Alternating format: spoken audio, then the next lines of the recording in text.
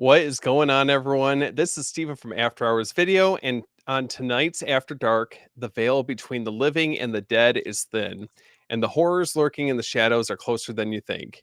Aaron from A&B Horror Movies is stopping by After Hours Video to uncover the tales that haunt your dreams. Twisted anthologies, relentless killers, and supernatural terrors that strike when you least expect it. What is going on, Aaron? Hey, Stephen, I'm doing well. Thank you so much for having me. I'm excited to be here. This is going Abs- to be a blast. Absolutely, man. It's like Friday Night Live over here. It sure um, is. well, before we get started, guys, be sure to like and subscribe. Hit that bell icon so you don't miss out on any future videos full of scares, reviews, and all things horror. So keep in mind, lock your doors, check your candy, and step into a night where every story hides a nightmare waiting to come alive.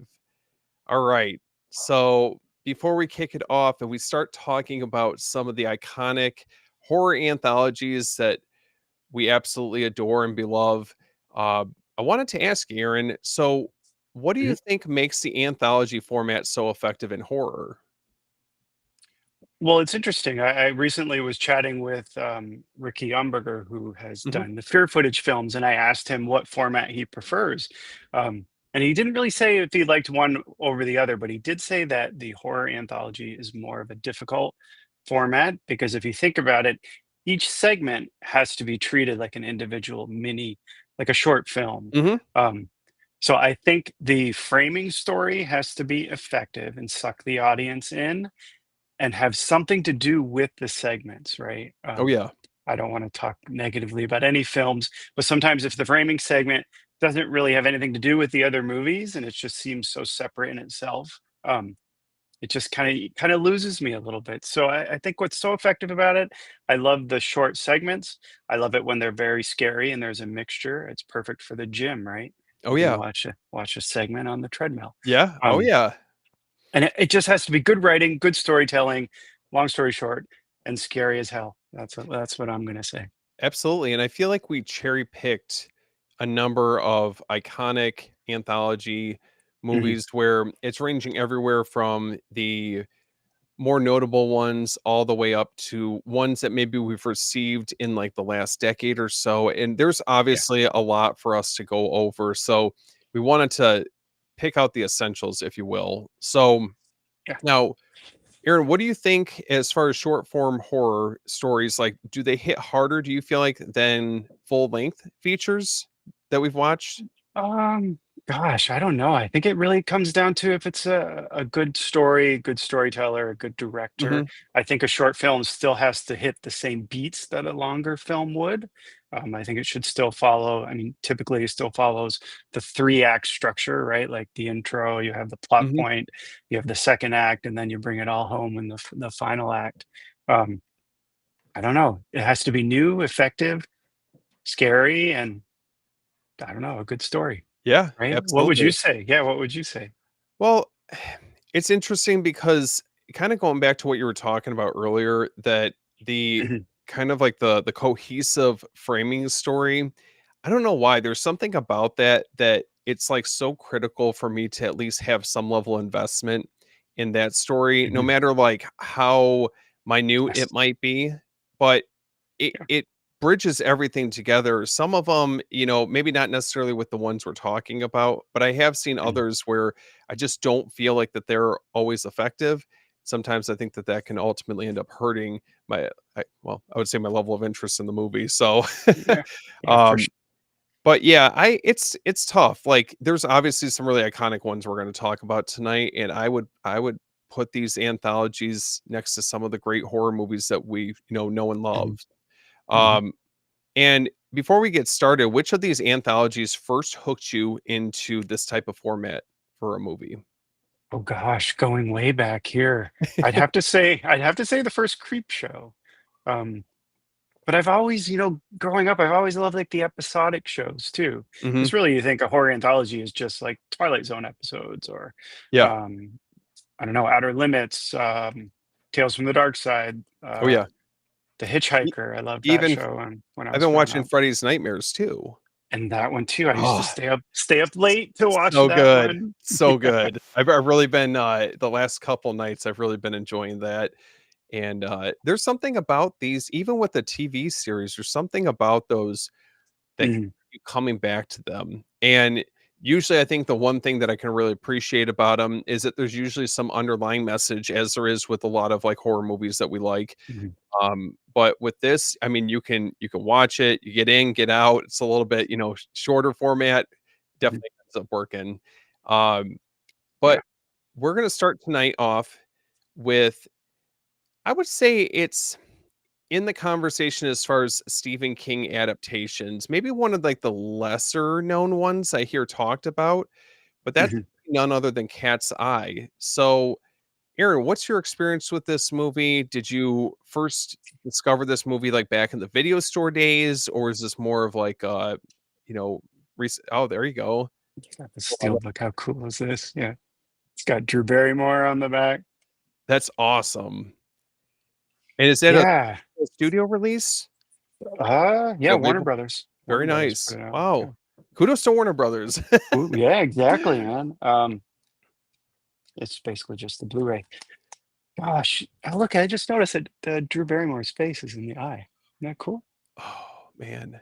At least I think it's Drew Barrymore. Now we just I need to don't know. I can't tell. It's someone's I face. I think you might be right, but I It swear that has to be because it's her cat, right? yeah, yeah, I would think so, and she's on the back, so, talk about a Holding movie, the cat. Yeah. it needs a 4K. Yes. Yes. Gosh, when did I first watch this? I don't really remember. It must have been when it came out. Okay. I feel like it was one of those movies that was always on. Like an HBO movie, Mhm. they just kept playing it over and over. When did it come out? Like 80, 87, 88? It I was should have looked it 85 up. actually. 85, okay. Yep. Um, Now this one doesn't have a framing story, does it? From what I Very loosely, I the felt like the with cat. the cat, it's like Yeah, kind of yeah. like a It's the cat. winding, like, I wouldn't even Mhm. say it's like it's not really a framing story, but it's like the piece that holds this entire story together in Yes, some weird yes. It's like a shape. yeah, Yeah. yeah. The stray cat goes from story to story, right? Yeah, Yes. I Yep. remember now. Um, yeah, I don't know. It's if you wanna quit smoking, man, that's one tale. That's quit smoking. Yeah. The little troll, the 3rd segment's my favorite segment, the little troll and Yeah. Drew Barrymore and the cat and the whole concept of the cats stealing your breath when you're asleep, like It's the creepy. sort of yeah, and Well, and then you find out it's the little troll. the pa Spoiler alert. the parents don't believe her, and she's got this uphill battle to Yeah. convince them that this, this troll is basically coming into her room every night, and thankfully she has the cat Mhm. to keep her protected. I felt like this was a great starting point because this one felt like it was the most accessible. You have the Yeah. Stephen King name attached to it, and you know that people naturally gravitate towards anything, whether it's his books, film adaptations. But Mhm. now, had you read these like short stories before seeing this, or maybe even afterwards? I don't think so. No. Okay. Have you? I'm not even sure what book the stories are from. So it's actually from the Night Shift I was collection. just So going to say, I bet it's Night Shift. Yep, Go ahead. yep. So this came out in 1978, and so it's now Yeah. for the sake of this is Mhm. comprised of three chilling tales that prowl through Stephen King's Cat's Eye for this movie, and each are Mhm. linked by a mysterious wandering cat in the dark corners of human fear. So we have Inquitters Inc., personal favorite for Aaron. um, Yes. a smoker learns that quitting comes at a deadly cost. And then we have the ledge, which traps a gambler high above the city with nothing but air between him and death. And in Mhm. general, a young girl's only defender against a nightmarish creature is her loyal cat. Cat's Eye proves that terror doesn't always hide in the shadows. Sometimes it's right there in plain sight. Uh, Mhm. Now, going back to what we were talking about earlier, we have the cat almost as like the bridge to this entire story, or these three stories, right? Mhm. How well do you think the stories are tied together through the cat thread? Yeah, I mean, well enough. But see, it's interesting because I didn't remember it. But then as soon as we started talking about Yeah. it, and I've watched this in the last year or so, and I've seen it countless times, but and then it kind of came back to me. Um, I don't think the stories themselves are tied together in any way, other than the cat kind of wandering through each story. Mhm. But as like the cat's almost like the narrator, right? And that's what you kind of want from a framing story is to have narrator, like in Body Bags, which I know we're going to get to, the Yeah. mortician, um, Oh, it's so good. or like Creep, right? From or the Crypt Keeper from Tales from the Yep. Crypt. You want Alfred Hitchcock presents something Ah, like that. So iconic. I think it was a smart way to introduce sort of the n- an unexpected narrator, let's say, Yeah. um, in this film. And it's They sort were of charming. The whole movie is, I mean, yes. like some of the methods like quitting smoking and you got to go all the way around the building on the ledge or yeah, Now, I've gosh. actually I remember the Ledge Yeah. short story from the Night Okay. Shift book, and I remember the idea that is just terrifying because there's not a lot of, like, room, you No. mess up and it's, like, essentially game over for you. Mhm. Um, and we have actually let me just hop into the chat real quickly. So It's we got like Stephen what joining us. nightmares are made of. Oh, it's terrifying. What's up, Steven? Yes. Hey Um, man. so let's see. So does this one that and this is a great question because I kind of wanted to get your Mhm. thoughts on this, but does this film feel like a Stephen King project or something different? I don't know. It sort of has his signature all over it. Um, Not as dark though as some of his other For stories. sure. Um, it's more like a lighter Stephen King, let's say, and that's probably what they were going for with the tone of the film. Yeah. Um, More like a gateway horror, let's say, I think that's for kids who are getting into horror. This is a perfect anthology to watch. I think that that's a great way to really sum this up because Alan Mhm. Silvestri's score is kind of like whimsical. It's very like kind of Yeah. lighthearted and it doesn't take itself too seriously compared to I would say like some of the anthologies we're going Mhm. to talk about tonight. Um, and then we have Yeah. Louis Teague in the directing chair. So he had done films like Alligator, Cujo, and I don't know, did you have a chance to rewatch this before, we did this live stream? Cat's Eye? Yeah, I No, I didn't. I okay. watched it in the last year though. So, So I thought it was very clever because I don't know, maybe I just wasn't paying attention my first go around, yeah. but I'm assuming that was Cujo in the very beginning of the film, and then there's, like, a nod to Christine on the bumper sticker. Yes. I was I'm sure like you're right. Mhm. "Oh, that's so cool." I mean, I appreciate that just because I love Stephen King's books and his Mhm. films for that matter. So, um, now we got Quitters Inc. So that's the first short story that Yep. revolves around James Wood's character. Now, Quitters Inc. plays on addiction and control. Do you think that Mhm. that is scarier than anything supernatural? It's a much different take compared to, I think, a lot of the other Stephen King, short stories that we've seen. I think it hits closer to home, right? If you're Mhm. not addicted to something, you may have been in your life, and you may know others who are addicted to Yeah. something. And in the 80s, a lot of people smoked. Um, so watching it, it was like, I mean, at the time, I was thinking of all the adults that I knew who were smokers. Yeah. I was like, oh my God, this could be them. And that's horrifying. Yeah. So, yeah, I don't know. I feel like the whole sort of close to home factor makes it a little more scary because it seems real Mhm. versus like the little troll. Um, you know what I mean? What would you Aaron, are you say? trying to say you've never dealt with the troll before? I not yet, not yet. Yeah. How Um, about you? How many trolls have you come listen, across? I don't know. God forbid. I hope it never comes down to that, I swear. Uh, Yes. It yeah, no, just just make sure you have like one of those electric fans nearby, the I old have to. fashioned ones, That's the only way you and could you're take it good. out. You're good. Yeah. Right. Now And don't start smoking. There you go. no, no, I'm good. I used to Mm. smoke. I don't smoke anymore, but that is Yeah, me one too. thing that I Years ago. just well, and it's interesting because it's obviously, we're here mid 80s and it's a Mhm. very different depiction of what smoking was like in more of a social setting. I know for James Woods' character, it's over like amplified with all these people smoking around him. We don't know how reliable he is as a narrator, but what I thought was That's so true. funny about it was I'm like, I can't imagine that this is too far removed from like more of those social settings back then. Mm. Afterwards, I'm like, I need a shower, man. Like Oh, all I'm the cigarette oh, smoke. Yeah, wash your hair. it's bad enough if I go out for a cigar on occasion, but like Yeah. cigarette smoking all in one room, no thanks.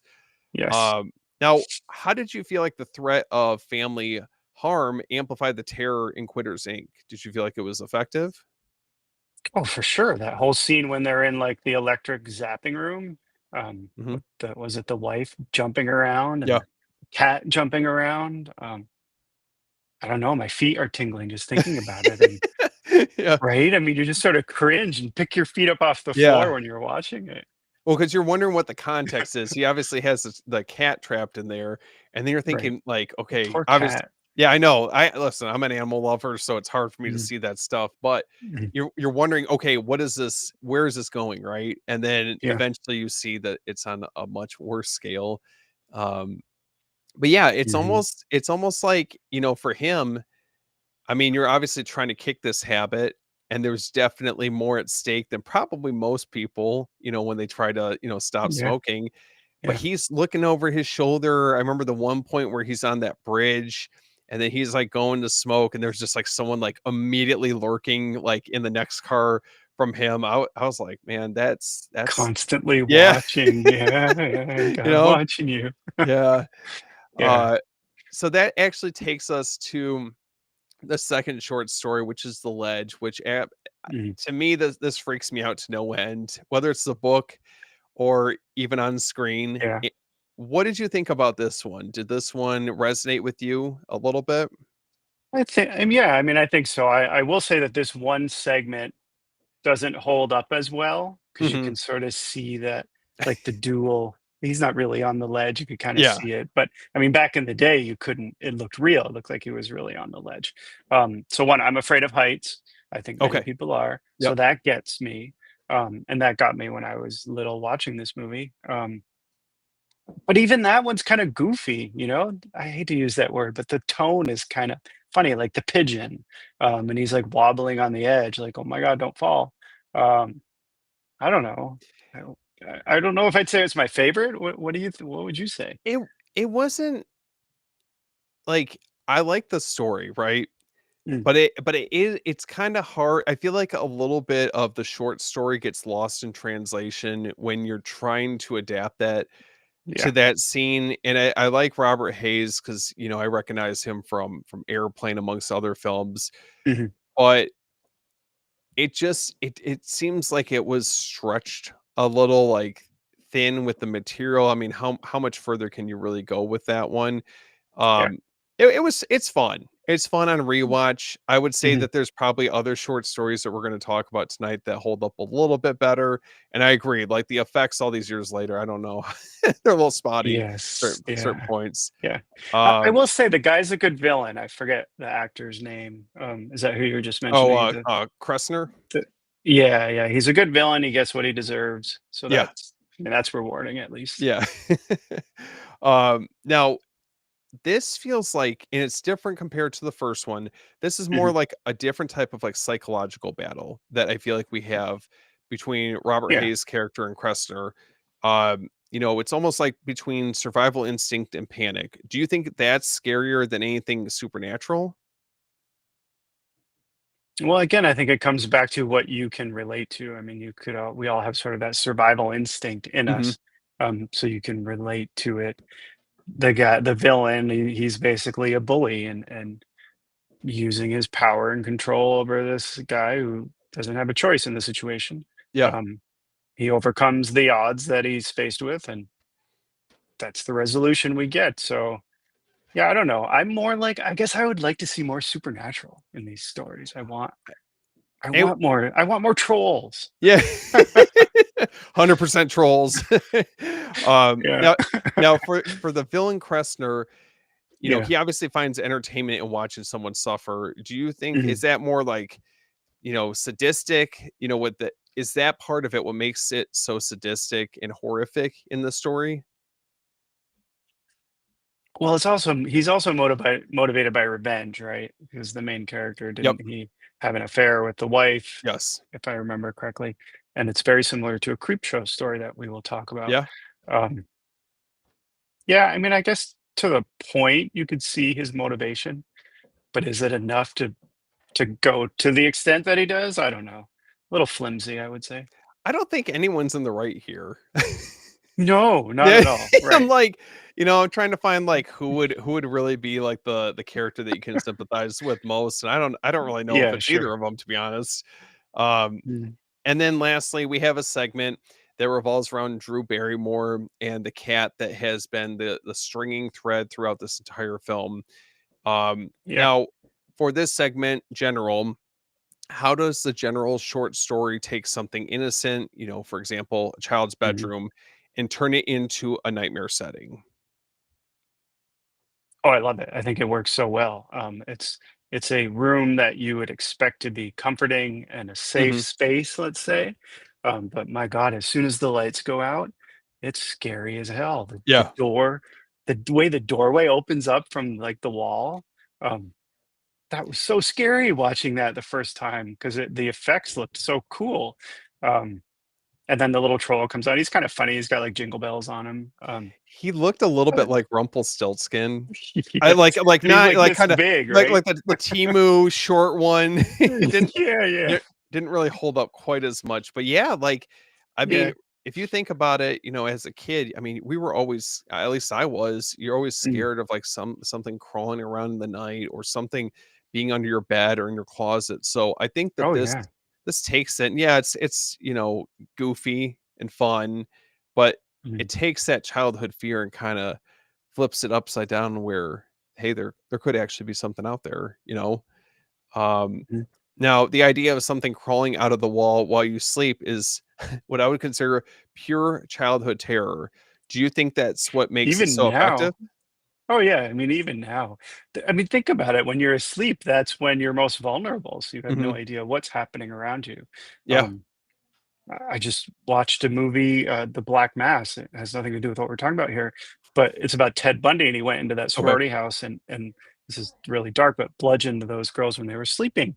And I was thinking, Terrifying. imagine just being sleeping and that happening. Like, I guess you wouldn't even know what hit you. You wouldn't even So, so literally. literally, you wouldn't know what hit you. Yeah. Oh my I mean, gosh.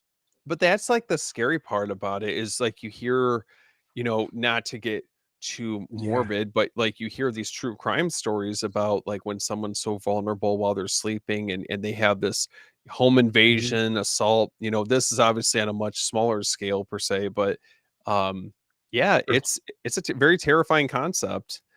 Yeah. And, So, and but much lighter yeah. than the movie I'm referring to. So, um and lastly, which story do you feel like is closest to a nightmare out of all three segments?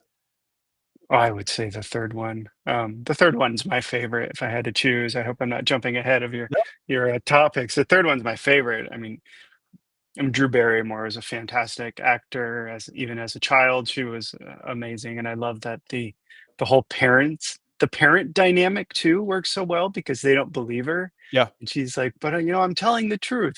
And I love at the end you see the little blade, the little hand, and the look on. I think it's the mother's face. The look on her face, like, "Oh," It's and you're I like, think for "Yes, I there is know, a troll." and and how often I mean, in most movies that involve some sort of like, the child's trying to convey something to the parents Mhm. and they're not believing them, how often do you really get some sort of satisfaction? Like, this movie actually gives the viewer that, which is, I feel like, kinda rare, if I'm being honest. Yeah, gosh. What's one that does that? Maybe Monster Squad when they're trying to tell Oh, that's the true. Yep. parents that there are monsters, right? Yeah. Um, God, that's the only one that comes to I mind. What know. about you? That Can you that think of no, that any? I think you might have, hit the nail on the head. That might be the only Mm. one I can really think of. Critters, maybe? Did the kids see the critters before the parents? I don't know. I gotta do a rewatch. It's been so long since I've seen that. Mhm. Yeah, I mean, definitely Monster Squad, though. That one's funny. Oh, yeah. There's a mummy in the closet or something. Well, here's one that I think is I would say that Yeah. this is a little bit more of a straight up nightmare, Mhm. um, especially with some of these segments, but we've got body bags. Oh, yeah, yeah. Nice. So, I have, let me see, I have an edition too. I think I just have the Blu-ray. Yeah, I have the Screen Factory Blu-ray. oh, excellent. I do. That's a, is that a slipcover DVD? VHS. Oh, VHS. Wow, Yeah. you win. Yeah. That's cool. Oh, no, come That's on now. cool. All right. Yeah. Screen Factory. Pff. Yeah, oh. And then again, this is another one that I'm sure is probably a matter of time, but this is one that I would love to have, like, a nice 4K of because this is Oh, one for that sure. I don't again, this one I just don't feel like I hear this one talked about enough. Mm. Um, so what's your experience with this film? Like, what was the first time you saw this? Did you see this in a video It's, store or late night yeah, I'm TV? pretty sure this came out in the 90s, right? Uh, Yeah, what, Toby Hooper did one of them. I can't 93. see. Yeah, gosh. So it must have been in the video store. I don't think this had a theatrical release. If it did, it was very limited, not near me. Um, so it was a video store rental. I didn't know anything about it. Um, but I don't know. It's a fun sort of anthology. I love that John Carpenter is the mortician. How cool Uh, is that, very right? Uh, his um, his go ahead. wittiness, all throughout, Yeah. like, it's obviously very morbid humor. Yes, yes. Now, wasn't it supposed to be a TV show, like an episodic show? But it didn't get the green light or something? Is that I true? that's actually a great question. Yes, you I are heard that. correct. So Showtime planned to create Body Bags as a TV Showtime, series. yeah. They were Mhm. trying to compete with HBO's Tales from the Crypt. And then Yes, I they guess canceled. yep. So 3 completed stories were assembled around John Carpenter's narration segment, and that became Body Bags, which is interesting. So this is actually a TV movie, so you're right, it never got, like, an actual theatrical release. Right. Um, so with Body Bags, hosted by ghoulish John Carpenter, Body Bags unravels 3 Mhm, darkly twisted tales of terror. A night shift gas station attendant faces a murderous intruder, a man's obsession with vanity unleashes a deadly surprise, and a transplanted eye lets a man see through the vision of a killer. Equal mhm, parts suspense, gore, and dark humor, Body Bags is a macabre ride through nightmares that lurk just out of sight, proving that in horror, even the ordinary can be deadly. I love this mhm. movie. Like, it's Yeah, me too. this is like 3 for 3 in my eyes, and you're getting these icons of horror coming together with Mhm. 3 chilling tales that all work, maybe some more than others, but I would say at least for me, at least 2 out of the 3 are like home runs. Yeah, I'd be curious to know which ones, which 2. What's your favorite? Am I jumping ahead? No, so the eye segment, I remember that Mhm, was the I remember seeing this growing up, and that I don't mhm, there was something about that that freaked me out. mm. I didn't discover that this was that movie till years later. I went back, ended up renting it in the video store, Oh, and yeah. I put 2 and 2 together once I started watching that 3rd segment. I was like, "That's the movie that I saw, like, all these years, way back Yeah, when." Um, yes. I'm not gonna lie to you, I go back and forth between The Eye and, the gas station segment. Mhm.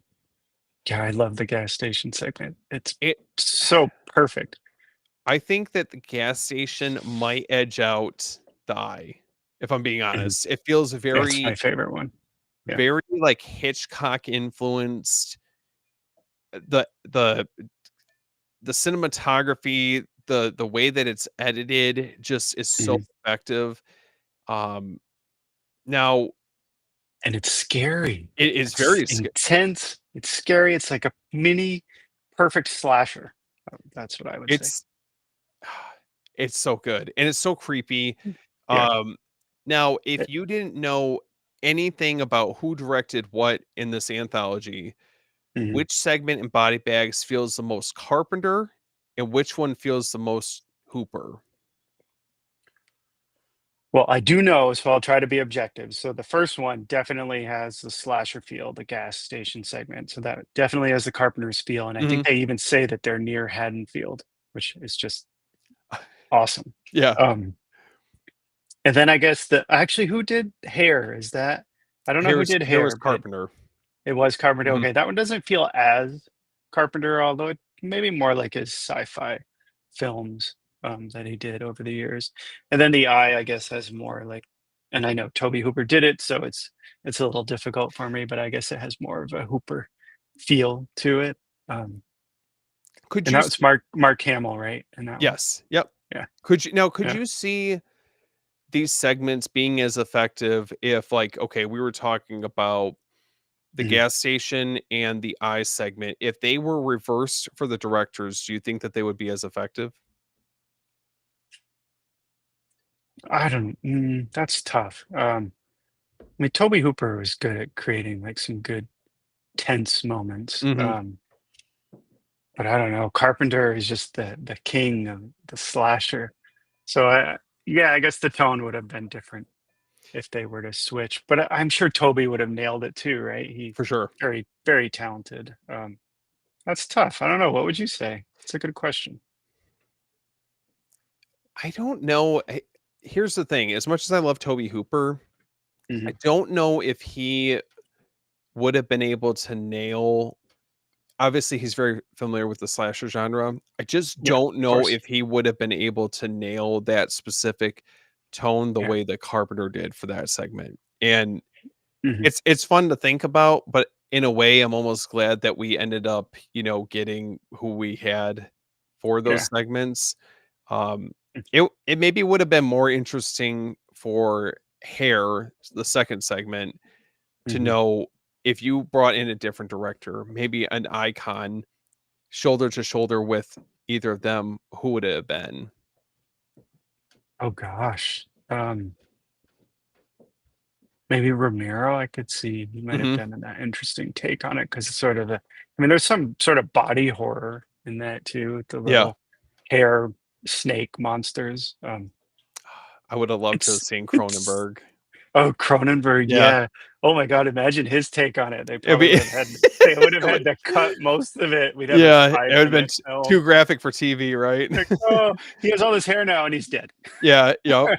The hair basically Or kills them. zombified, whatever, they sort of suck the soul out of him in a way. But wasn't it so cool when you see, like, the little, like, mouths on the end of the hair Oh, it's strands, so and creepy, and he's, like, holding it in his fingers? Yeah. it's so goofy, but I think only Mhm. Carpenter for this could make that work. It's just so That's true. ridiculous, but, well, with that being said, I mean, do you feel like Body Bags deserves more love as a Oh, 90s absolutely, yeah. anthology? I In fact, if let's say someone is just getting into horror and they're like, "What are some good horror anthologies?" I would suggest Body Bags. It's a little more obscure, it's not as mainstream. I Mhm. think most diehard horror fans like us have seen it, but yeah, I think it deserves more attention. I enjoy it every time. That gas station segment, like I said, is my favorite. It's so good. But then the whole thing is what's the actor's name in the hair one? Is it Oh, Stacy Stacy Keach? Keach? Yeah, Yep. Stacy Keach. I love that his dream is like to look like one of those guys on like a romance novel, right? Like was Almost it looks like Fabio. Fabio? Yes, I was just gonna say him. And he's like loving it. And even at the time I was thinking, gosh, I don't know if that's the look I'd go for. But hey, It's who am I to judge? well, and it's interesting too because we get Robert Carradine. Mm, I mean, this cast is mm, sensational, but you have Robert Carradine as a mhm. gas station attendant for the gas Yep. station segment, and then we get cameos by David Newton, Sam Raimi, Mhm, and Wes Craven, which is mhm. it's so I don't know. There's something just very And nostalgic Debbie about. Harry is in this too, Yes, right? yep. I can see right here on the back. Yeah, that's fantastic. Well, finna keep going though. What's your Which one? I'm trying to go back. At Is which it one? Debbie Harry? Yes, you're right. In hair. Yeah, yeah, okay, she was like the, oh my god, Twiggy? Yep. Sheena Easton. Greg Nicotero was in it. Yeah, yeah. Oh my gosh. Roger Sh- Corman. Sheena Easton. That's a name you don't hear very often. Even Tom Arnold. Oh my gosh. Um, so for the gas station segment, what makes this segment so effective in creating suspense in a confined space? I think again it comes back to it's sort of a situational setting Mhm. that we could all see ourselves in at a certain, any point in our lives. Like, we were in college. I didn't work at a gas station, but I could have worked at a gas Yeah. station. Oh, for sure. And you just kind of she gets thrust into this situation. Things end very badly for her. Um, but it was to no fault of her own. It's not that she caused anything. And when you watch it, it's like the whole night and situation unfolds as if you're standing right there with her and living the experience with her. Um, So and scary. it's just so traumatic. Yeah. And then the twist, I didn't see it coming. And if I don't watch this for a while, I sort of forget, like the last time I revisited it. Um, I couldn't remember how it had ended exactly, but I just knew that I loved it. And the fact that the guy from the beginning isn't the one you think he is. I mean, I don't know. It's been out for a long time. Yeah. I Yeah. guess we Oh, you're could good. Yeah. spoil it if we want to. Spoilers. But and you find out like the guy who the other attendant's actually been dead the whole time, and then this guy Oh, who she thinks is her safe space, her safe person, is the Seaside Strangler, whatever and I forget what the killer's name is, but and what I love about it that's from Mixed Nuts. is Yeah. is I just love the fact that you're right. The twist allows us to have our guard down and thinking she's Mhm. in us in like a let's say a safe space And and locked in a safe space, oh it's literally. and then you have like the rug pulled out from underneath when you get the twist. Mhm, Oh dude, it's so good. It's so good. mhm, Um mm. Now does the killer feel scarier because of the limited setting and time constraints for the episode? Or not episode, but Oh, story? yeah, because well, in the middle of nowhere. It's like, why are horror movies so scary in the woods? Because you're in the middle of nowhere.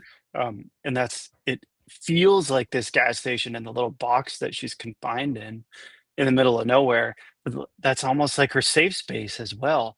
And then when she gets locked out of it and she's locked outside with Vulnerable. the wolves, so to speak, yeah. Mhm. Um, and the fact that the killer looks so what's the word I'm looking for? So nice. So I don't know. You would never suspect that he's the slasher. What's it? Do you remember the killer's name? I don't know. Oh my gosh, I'm drawing We could just go with Seaside Strangler. Um, Hold on. you've seen Mixed Nuts, right? Like the Christmas Oh, movie. yeah, yeah, yeah, yeah. Like, oh, we got the Seaside Strangler. There you go. Let me see. Doesn't matter. But anyway, I think that's why it's so effective because you don't. She gets locked outside, and the person who is the killer, you don't realize it's them, and neither does she. And then when you find out, it's like, oh my gosh, I didn't see that coming. Oh, it's so good. Now, Mhm. this takes us to our second segment that we have for, the hair story. Yeah, So, for hair Fabio. yeah, Yeah. Bobby. Yeah, that's what it should be called instead. So, how do you feel like the story uses vanity and obsession to generate horror? Well, it's he desires it so much to the point where he'll make any sacrifice. He Mhm. desires that look of beauty, to look young, to have hair, and he'll do anything to get it. And I think it's sort of, be careful what you wish for, Yep, because I he agree. gets the hair, but there are also parasites, and there's no coming back from that. It's better to be bald.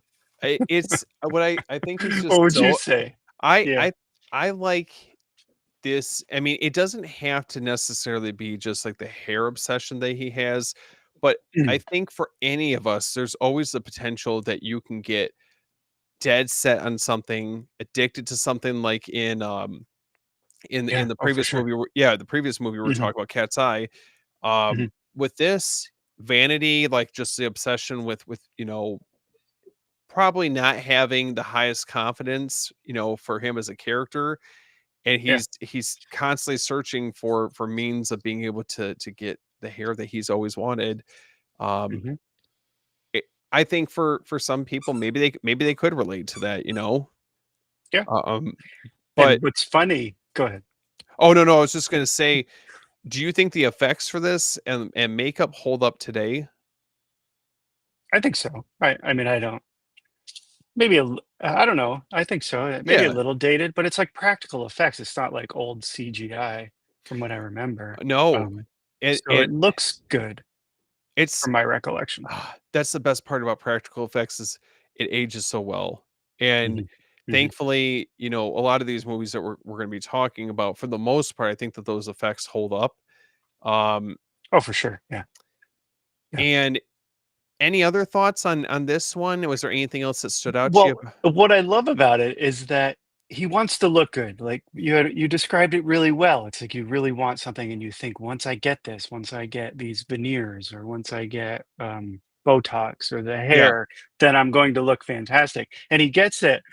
And what's funny is that in my opinion, it's like it doesn't even look that good. Kind of like makes Poor me guy. think of what's her name? Aunt Gladys in Weapons. Like, oh my God, it's so freakish, but she must think she looks fantastic. And I Listen, guess more power to her. she owns it. That's all that She matters. owns it until the end, right? Until the end. Don't dabble in witchcraft like Aunt Gladys. Yeah, And no, thank you. don't wish for hair plugs from space. No. No, not at all. And, Steven What mentioned it. would you say? Yeah, Oh my god. go Listen, ahead. I that's a hair transplant I'm not trying to mess around with. Um, Oh, for sure, yeah. so Steven said, just to let you guys know, Night of the Reaper was fun. Definitely recommend this new film." Oh, Have you hell seen it? yeah. I have, and I interviewed Brandon Christensen, who Oh, directed no it. way. It's fantastic. I Okay. love it. I love it. It's so smart. The twists in the final act are unbelievable. If you Okay. liked his previous films, Superhost, the Okay. Airbnb host from hell, if you like that one. Ooh. What else did he do? I'm drawing a blank. Um, oh, I'm drawing a blank. He did other Shutter films. But Night of the Reaper is fantastic. There's this Okay. one exploding moment. Something explodes, and I'm not going to tell you what it is, Yeah. but oh my god, You're keeping me on the edge of my you'll know seat. what I'm talking about it when you see it. Ah, Yeah, I'll I have don't to know if check that out. Listen, movie I Odyssey. I'm not sure what his first name is, but oh, Steven. Yep. Also Steven. Okay, Steven Yeah. as well. Steven, you must know what I'm talking about. Oh, yeah, he was telling me that he was checking that out tonight. So I'm glad to hear that at least he ended up enjoying that movie. It's Um so good. Yeah. Now the last segment for this is The Eye. So this one is directed by Toby Hooper. Mhm. Um so with The Eye, how does seeing through the killer's perspective affect the audience's fear? Uh, Fear being, you know, what we're experiencing essentially. Yeah, I mean, it's not a new story, right? It's been done Oh many yeah. times in film. Yeah, I mean, it's creepy. It's probably my least favorite segment. It's creepy. I mean, I guess the premise is kind of interesting. Um, yeah, I don't know. I don't know if I have a whole lot to say about that one. It's What are your thoughts? I like it. Obviously, I like our Mark Hamill, but Mm. to see him, Oh, I of think course. I love seeing him in this role because it's very different than I think a lot of the other roles we typically see him in. Mhm. Um, it's cool to see him get more involved in horror, you know, with this role, and That's true. Yes.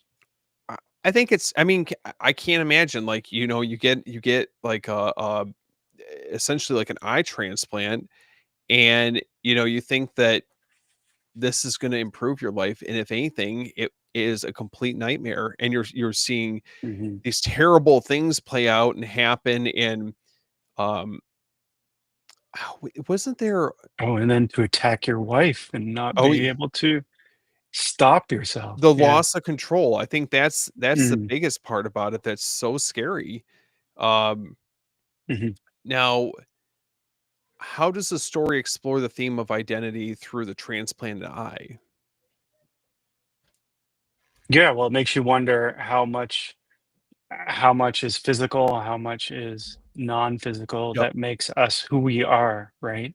So Mhm. what if a part of you, like you sort of think of, I mean, not to get like spiritual, right? You No, no, think no. that the body parts, if you were to pass those on, that a part of you doesn't really go with them, that the next person actually never really thought about this, but the next person would assume ownership of that Yeah. kidney or eye or whatever. I don't know, finger. It's kinda Um, creepy to think about. I mean, yeah, yeah. because we don't know. That's true, Yeah. right? Right? Think of like the ending of Tucker and Dale versus Evil, and they put a Yeah. woman's finger on his hand. He's like, "Huh, that's different." Yeah, yep. Yeah, and that's the thing is how much of it is it the eye, the transplanted eye, and maybe Mm. these are some dark urges that maybe Oh, he's had all along. I mean, that was one thought I had upon rewatch. I love Um, that. and lastly, Yeah. how does Body Bags compare tonally to other either Carpenter or Hooper films that they've done? I'm still thinking about the eye. Um, it's almost like Shocker too. Maybe the spirit of the killer is moving on to Yeah, and unlocking part of Mark Hamill's psyche, and maybe he really is a bad guy and didn't know it. I love that. it's it's Um, it's definitely something that kind of leaves you with something to think about. yeah, okay, you've made me appreciate it a little bit more. Um, mission accomplished, I suppose. Tonally, I think it feels overall more like a Carpenter Mhm. film, um, with a little bit of Hooper in there. I mean, he only did that one segment, so um, I guess that's to be expected. Uh, it's not as light as Cat's Eye. It's not as No. lighthearted like gateway horror. This one does go to some darker places. Not too dark. We're not talking like French extreme horror, but a little darker. And is it rated R? I don't even. For Body I'm Bags? I'm guessing it's or maybe unrated since it was straight. It doesn't say. Um, doesn't matter. I Yeah, think it's I R. don't know. I would guess R too, right? Does it Mark Hamill gouge his eye out? Yes. Yeah, not for the kids. No. Yeah, it has a Carpenter feel, I guess I would say. What was your I take on the tonality of I it? I would agree with you. It definitely and I think it probably has a lot to do with him doing 2 Mm, segments in this movie. mm, But I definitely would put this up there, maybe not hitting quite the heights of some of the more notable works, but I think it mm. should be in the conversation for either director. Oh, It's a yeah, fun for sure. anthology. Mhm. Yeah, Okay. and it's too bad we didn't get the Showtime series because I think we could have gotten some fantastic, segments and even more from Carpenter. Yeah, Were you ever a fan of Masters of Horror when that was on? Did you ever watch that? I did not. I Oh, don't know. I think I saw a few of the episodes. I oh, didn't they're watch so it all. good. When did that come out? That was in the last 10 That years, oh my maybe? god, I didn't 15 know. years? That's been 2005, I believe, was when it was Oh on gosh. on Showtime, if I remember correctly. Hold on. I think I saw some of them, but I'd have to, Yeah, it's not. the original run, it was, Mhm, from '05 to '07. That was, like, when I was really starting to get into horror a little bit more other than, like, mhm, Nightmare on Elm Street, Friday the mm. 13th, Halloween, um, but Yeah, I'll have to look it up. I don't know. definitely I don't definitely remember. recommend it. Okay, What were some of the big ones, if you remember from it? so Cigarette Burns is really good. That's actually by Carpenter. Um, oh man, hold on. I must have watched I this. mean, look at the the list of people that were involved in this. I Yeah, mean, I you can have see. Yeah, Don Coscarelli, Stuart Gordon, Toby Hooper, Dario Argento, Mick Garris, Joe Mick Garris. Dante, Oh, John Lane. wow. Yeah, It's I'm pretty sure I watched these. It's just not coming to mind. Uh, some of them are so good, I swear. mm. But Is there a physical release of it, like a whole set? there Do you know? I think it's on DVD, Blu-ray, maybe? DVD and Blu-ray, if I recall correctly. I've seen the sets. I've always wanted to have them in my collection. I remember having the Mm, DVDs. I don't think I still have them. I'll have to go back and look, okay. but Okay. Cool. yeah, definitely recommend checking out. Um, Yeah, if this wasn't live and it was recorded, I would say, "Let's edit this out, cut," and I'll say, "I love that show. I've seen them all." we'll have to Because of revisit this my after. street cred just Yeah, went way down. no, no, no. I don't. But that's the I'm thing. I kidding. don't think it was. I mean, if you I know, know of it. yeah, you Yeah. know about it, but if not, I mean, there's Mhm, a lot of people that I know within, like, our movie community or, like, the horror community that mhm, never got around to watching it, so, yeah, yeah, I wouldn't even sweat it, but now growing up, were you mhm. big into the Twilight Zone? Oh, yeah, for sure. Well, I love the Twilight Zone movie. That's fantastic, and now I think older, I appreciate the original shows more, especially with the sci-fi marathon on New Year's Day, which Oh, I love. I look forward to that. And what's really cool about what I think is the amazing about the Twilight Zone shows is that even if you've seen them, you can still just rewatch them, and they're just as good as they were the first time. So there man, I now, have do you like them? Now you're going to say, "Oh, I hate them all." I no, I love the Twilight Zone. I Yeah, love the okay. Twilight Zone. You just made me feel very nostalgic when it comes to the marathons that they have, like, around New Year's Eve.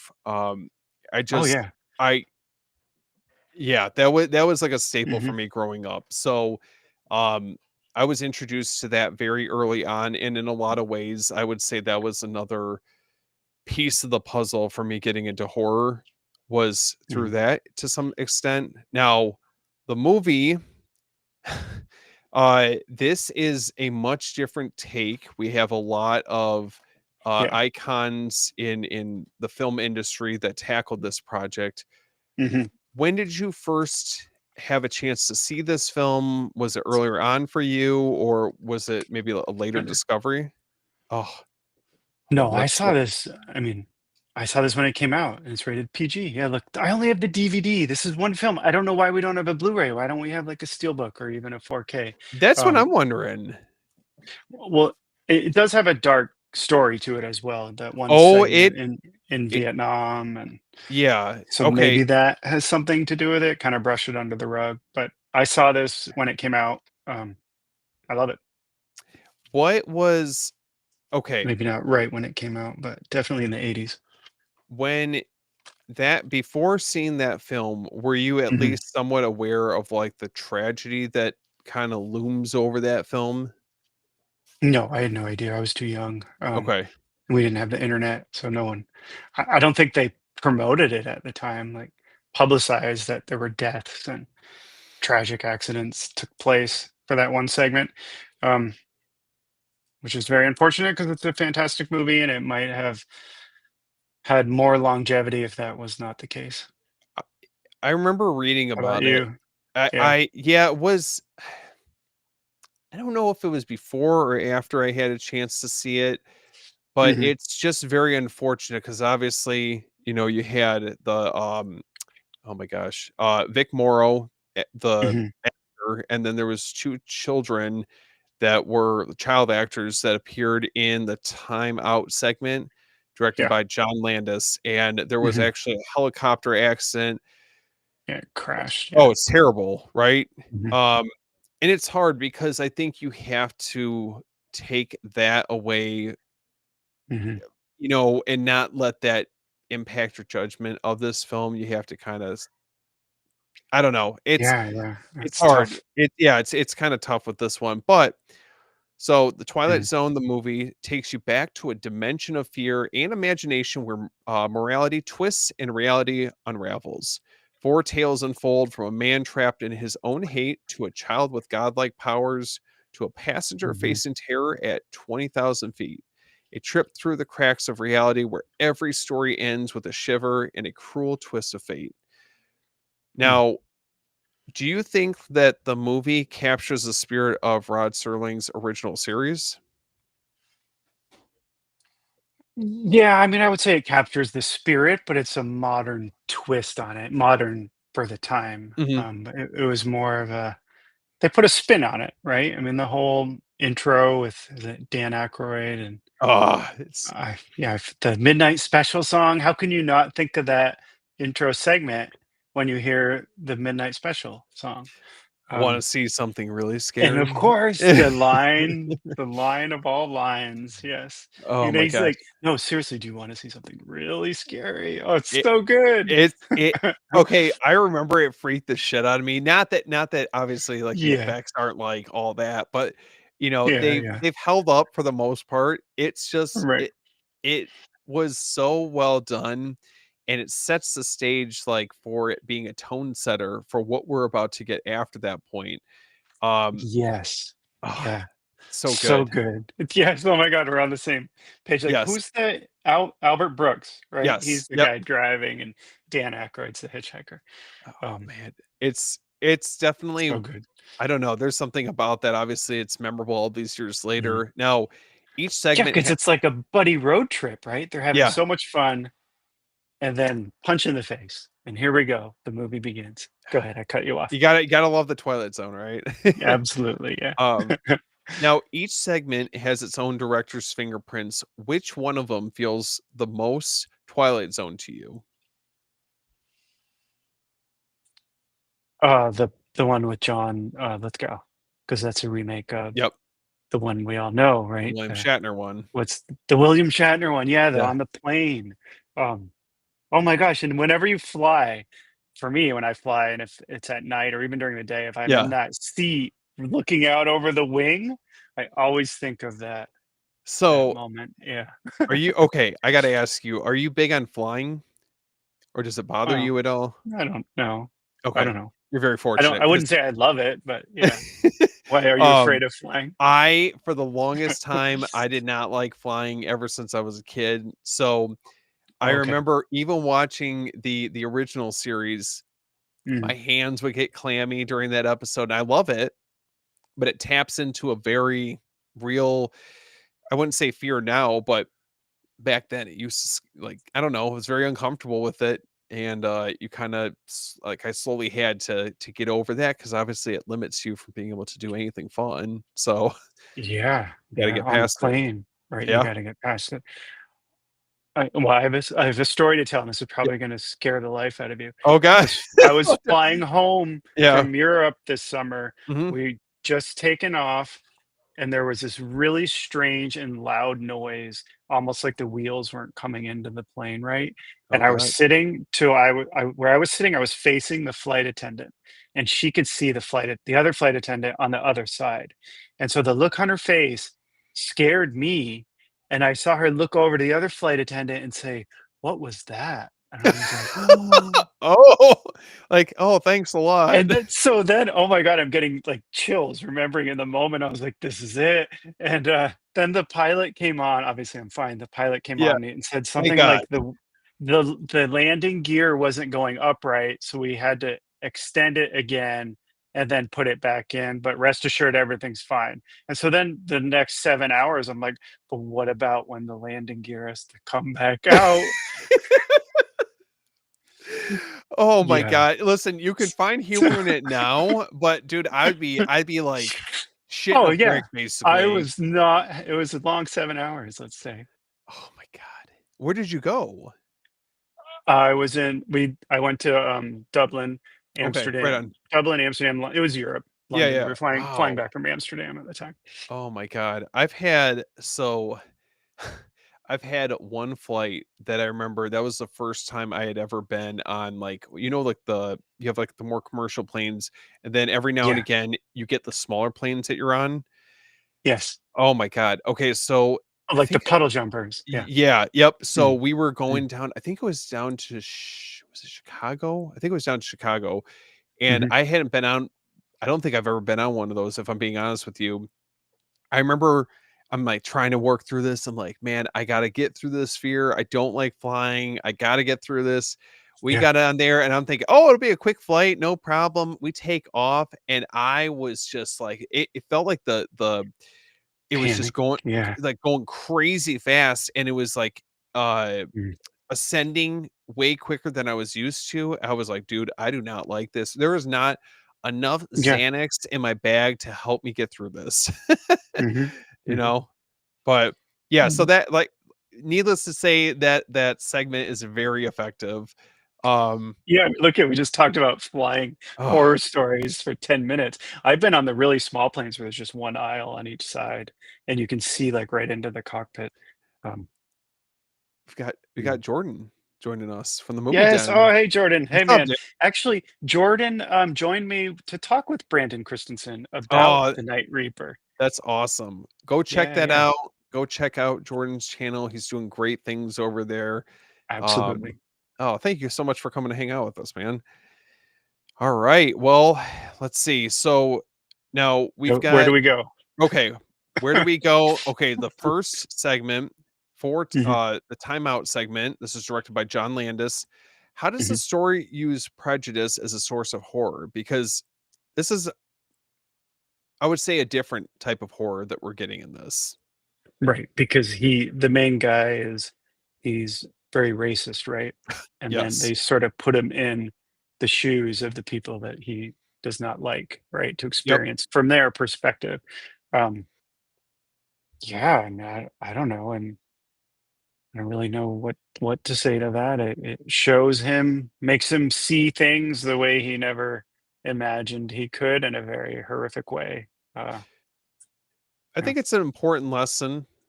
You know, I mean, I like to well, I like to think that most of us are very accepting, but I think it's good to have these type of Mm, stories. I feel like they're like life yeah. anchors, to just being good and doing right by people. And Mhm. um, I don't know. I mean, it's like the expression, put yourself in someone else's shoes, literally, right? Yes.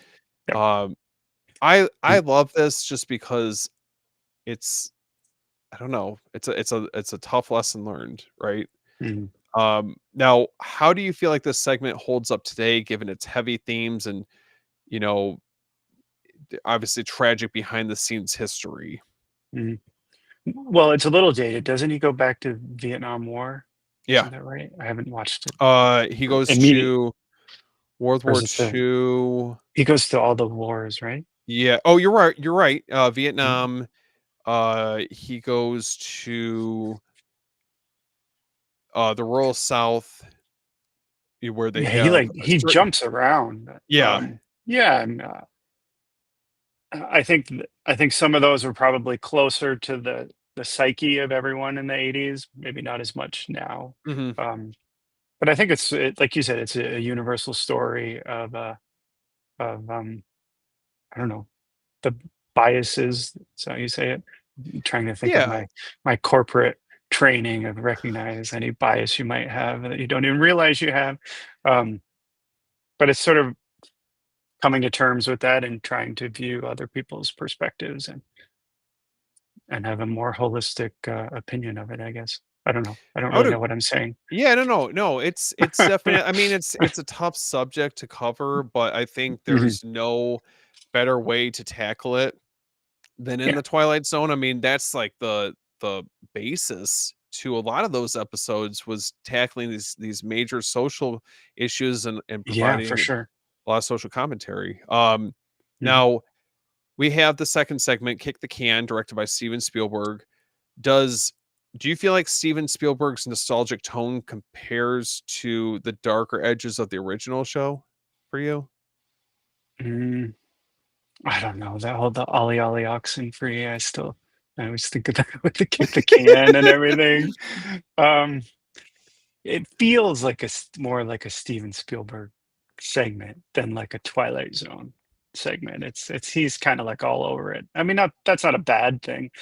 Um, it's just more like a charming, sort of heartfelt segment, right? They get to relive their youth, and then ultimately, when they come back to the ages that they are, it's like they hold on to their youth a little bit more than they did before.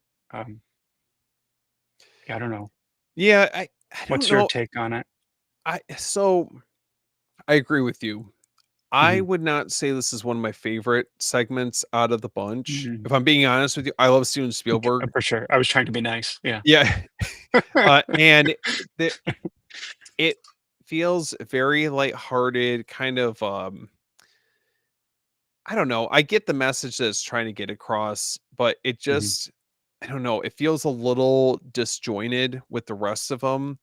Mhm. Maybe it's meant to give us a break in between, something so heavy for the first segment and what we end up diving into for the last couple segments.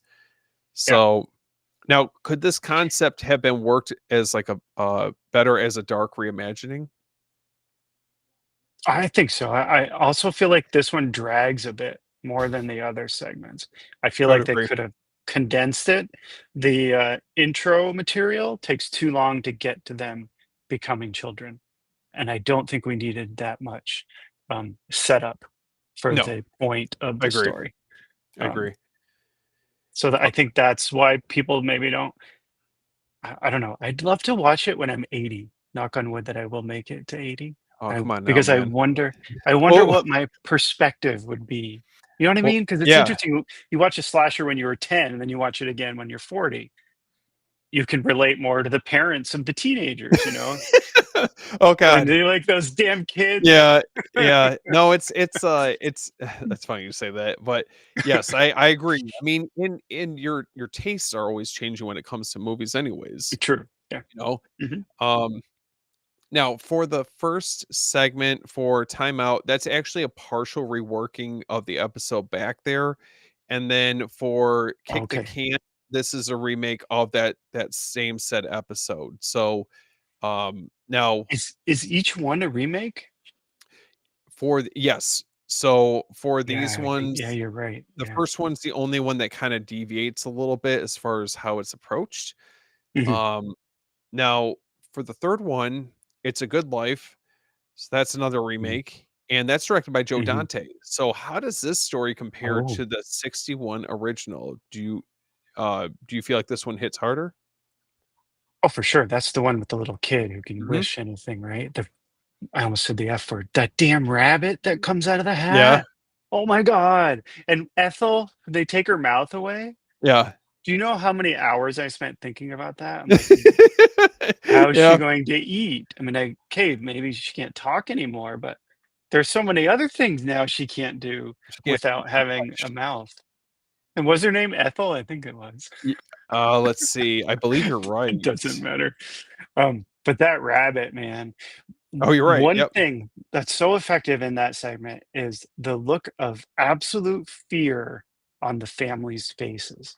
Like Yeah, the yes. dad, that is what sticks with you. And there's that scary ass rabbit.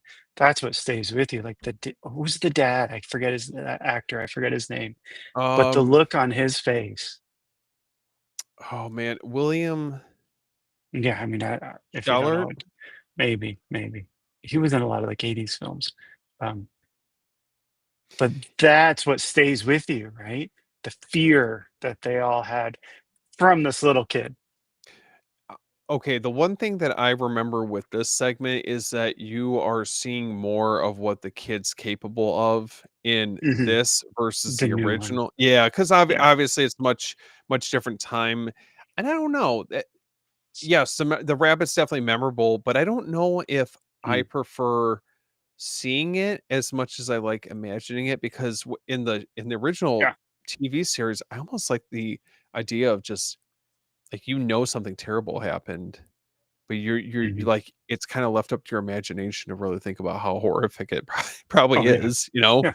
Mhm. Um, Now does a kid come off as sympathetic, terrifying, or both? Sympathetic. Oh my god, that little twerp. Uh, I don't know. I would say terrifying because he's a sociopath, a Yeah, narcissist, and what's makes it even more frightening, I mean, a lot of kids are maybe not sociopaths.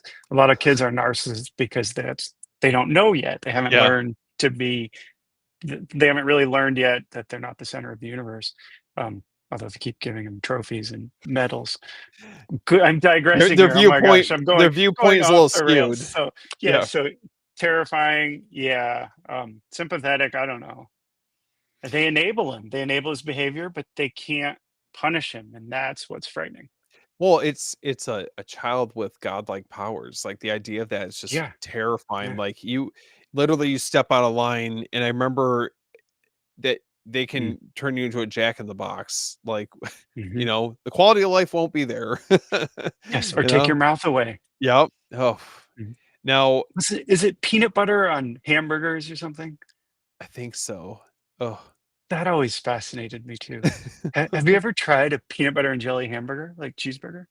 I don't know if I'm quite brave enough to tackle I that. did, and it's What's the actually pretty good because the really? jam, the jelly, like, melts Okay. around the burger. Wow. Um, there's a Where place did near you me where'd you oh, I was gonna ask, where'd you have there's a it? place, in Beverly, Massachusetts, it's called A&B Burgers. Ironically, like my YouTube channel. Are you a silent partner? Oh my gosh, no, I wish, but there is a PBJ hamburger that you can order. Wow, that's Mm. incredible. So this Um, little kid, we owe it to him. yeah, we have a lot to thank him for, I guess, and for not turning us into Jack in the Boxes, I guess. And or Ethel. Now we have Nightmare at 20,000 feet, which I would argue is it Yeah. one of the most, I don't want to say like beloved, but one of the more Mm, notable ones from the original series. I think so. I think it's up there. Yeah, no, definitely. But you just made me think about something. If we didn't have the remake with John Lithgow, because he makes it, my Mhm. God, he literally comes undone and is Oh so yeah, believable it's like that he's Unhinged. unhinged. Oh my God, his eye, everything, his eyes, everything. If we didn't have the remake, I wonder if the original would hit home as much, right? Because how can you watch the original without thinking of John Lithgow in the film? Yeah, I that's a You know good what I yeah, mean? that's Yeah. true.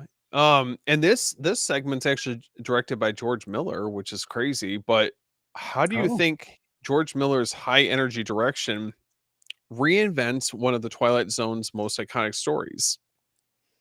Well, the monster, my God, the monster effects on the wing, like the hair, everything about that freaking creature. Oh my gosh.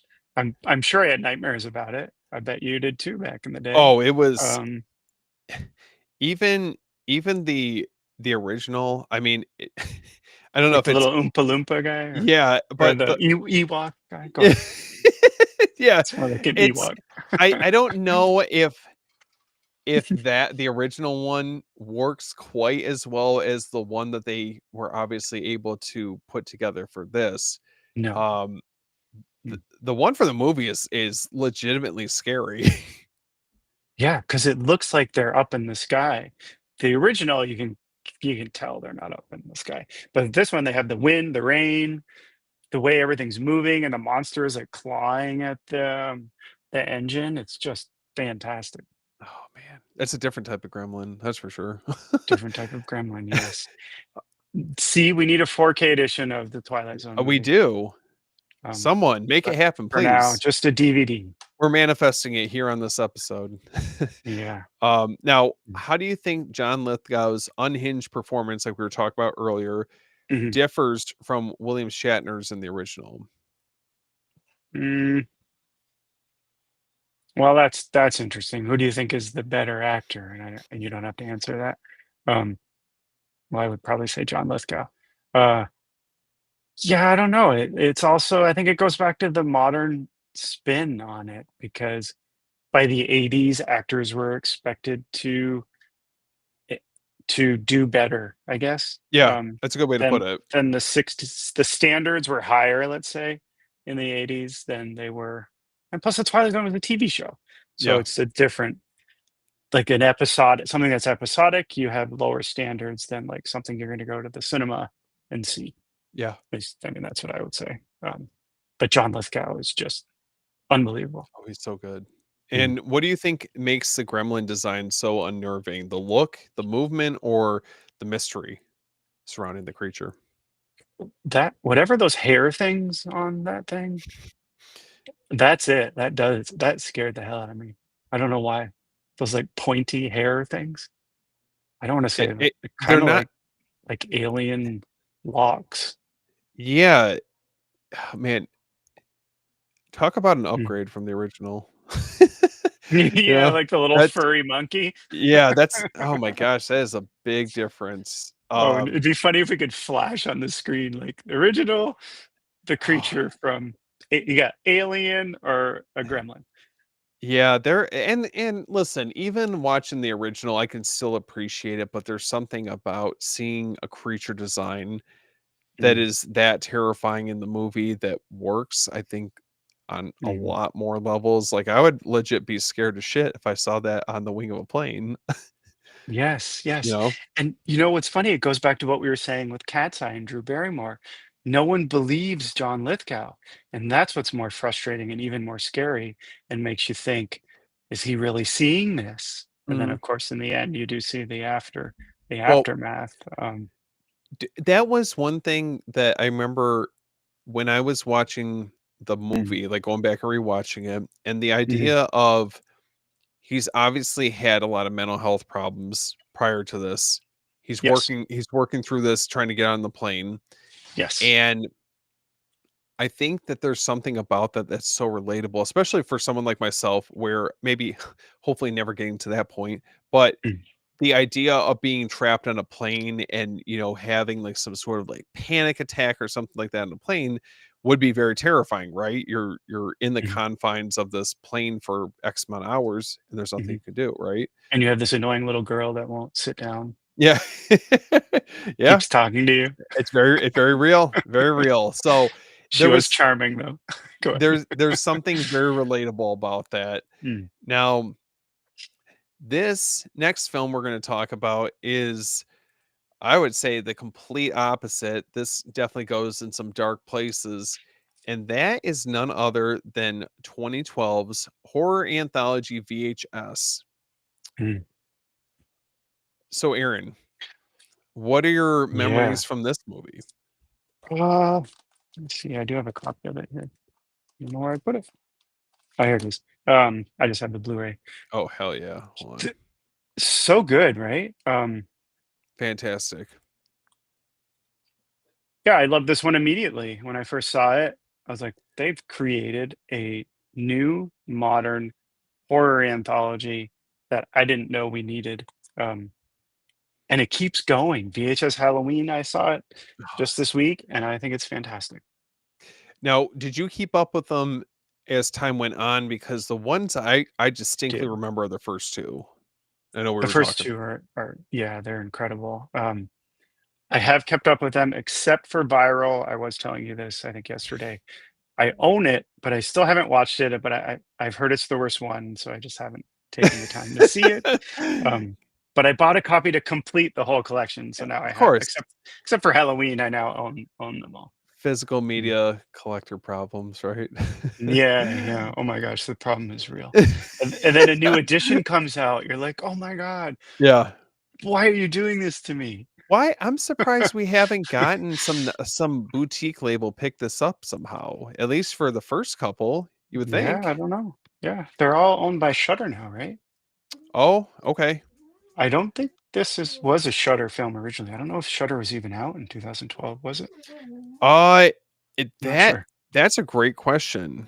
Um, I don't think so because Shutter just had their 10-year anniversary last year. So I think they started in 2014. well, for those of you guys who haven't had a chance to check this movie out, this is where it all started, and a Mhm. group of criminals breaks into a derelict home only to find it filled with old VHS tapes, and each one holds a nightmare that leaps off the screen. From found footage terror to twisted urban legends, VHS delivers a series of shorts where the horrors are raw, chaotic, and relentless. Every tape is a descent into dread, proving that some footage is better left unwatched. Um, Now, what did you think about the story that kind of is interwoven? Obviously you have the group of Yeah, home those invaders. guys. Yeah. Yeah. It's very weird. Like, I remember first watch, Mm. I'm like trying to figure out what the fuck is even going on. Yeah, yeah. Well, because don't they accost a woman in like a parking lot? And when Yep. it starts out, you're kind of like, well, these aren't very likable individuals. Um, No, not at all. yeah. So, but it's also intriguing because they're hired to go into this house to steal a VHS tape, and then they end up watching what's on some of the tapes. So I think as like a framing and interwoven story, it works well because you're kind of right there with them, even though they're not likable characters. You're with them, Mhm. you know what's happening, and from my perspective, I was intrigued enough to stay with it to find out at the very end what, what the hell's going to happen to these guys. Now, what I thought was really interesting is this was Hmm. early on for Adam Wingard. So Yeah. right around this time, he was, I would say, picking up momentum outside of Your Next, and The Guest came Hmm. out a few years later. Hmm. Um, so this one was interesting because it's definitely like once they get in the house, um, they find the corpse of an old man sitting in front of Hmm. several TV broadcasts, and it's just playing white noise. So while like the group of friends roam the house, uh Brad, one of the characters out of this gang, stays with the old man's corpse to watch a tape left in the VCR. Hmm. It's already the framework for something that just feels like we shouldn't be watching this, almost like a snuff film. Yeah. And that's what works so well, is that I didn't feel like, maybe in the second one, because I just recently watched that, I don't Hmm. know if it's like that for some of the others, but these two just you feel kind of dirty, like you're not supposed to be watching this stuff. Hmm. Yeah, you're right Um, there with them. Yeah. Yeah, I agree with that. Now, which segment out of VHS felt the most terrifying and why? Mm. Oh, I love Amateur Night. The what is it? I like you. She Yeah, keeps saying, "Oh, that's so good." Like the guys are just kind of out to have a good time, and then, oh boy, that goes that's downhill fast. that's what you get for trying to get it in one night. Yeah, yeah. Oh my gosh, be careful who you bring home. Yeah, exactly. It's interesting because it definitely takes a twist towards Mhm. the end of the segment. Now for Yeah. amateur night, how do you think the shaky camera and POV perspective make the horror more intimate in this one? Well, because it's made to make you feel like you're there. Mhm. You're experiencing it just like they are. Um, it doesn't have that polished feel, so it feels raw, authentic, and happening in real time. Yeah. And it's just it's just frightening. Um, and again, it goes back to, you could sort of see yourself in at a certain point in your life, you could see yourself in this situation. Um, maybe I'll leave it at that. I Yeah. won't say Yeah, more no, about that it takes like I feel like the trope that Mhm. you've seen time and time again in movies where, you have like a one night hookup basically, and it Yeah, just yeah. just takes it to like the the deep end of the pool, the darkest, possibilities of what could potentially happen. Um Yes. 'Cause I Now, didn't these guys aren't, like, horrible guys. I mean, no, they're just looking for a one good of them time. maybe, but they just wanna, yeah, totally. What moment created the most tension for you? Well, I mean, the ending, right? But, I think it's so creepy when she's Yeah. keeps saying, "I like you," and her eyes. I don't know what they did to make her eyes, like, so big and alien-like, and then ultimately we find out what she is. Yeah, I guess the point of no return moment is the scariest. Yeah. If it felt like a little bit of like a hint of Jeepers Creepers, kind of Mm. with like the concept, for Yeah, that yeah. character. Yep. And that one was directed by David Bruckner, who Mhm. he's directed The Ritual, The Night House. So again, this was kind of a starting point Yeah. for some of these actors, maybe some more than others. Um, And they Now, made a film, called Siren, I think, which, I don't know if I saw it, but they did do a spin-off film oh, based no on way. that character, yeah.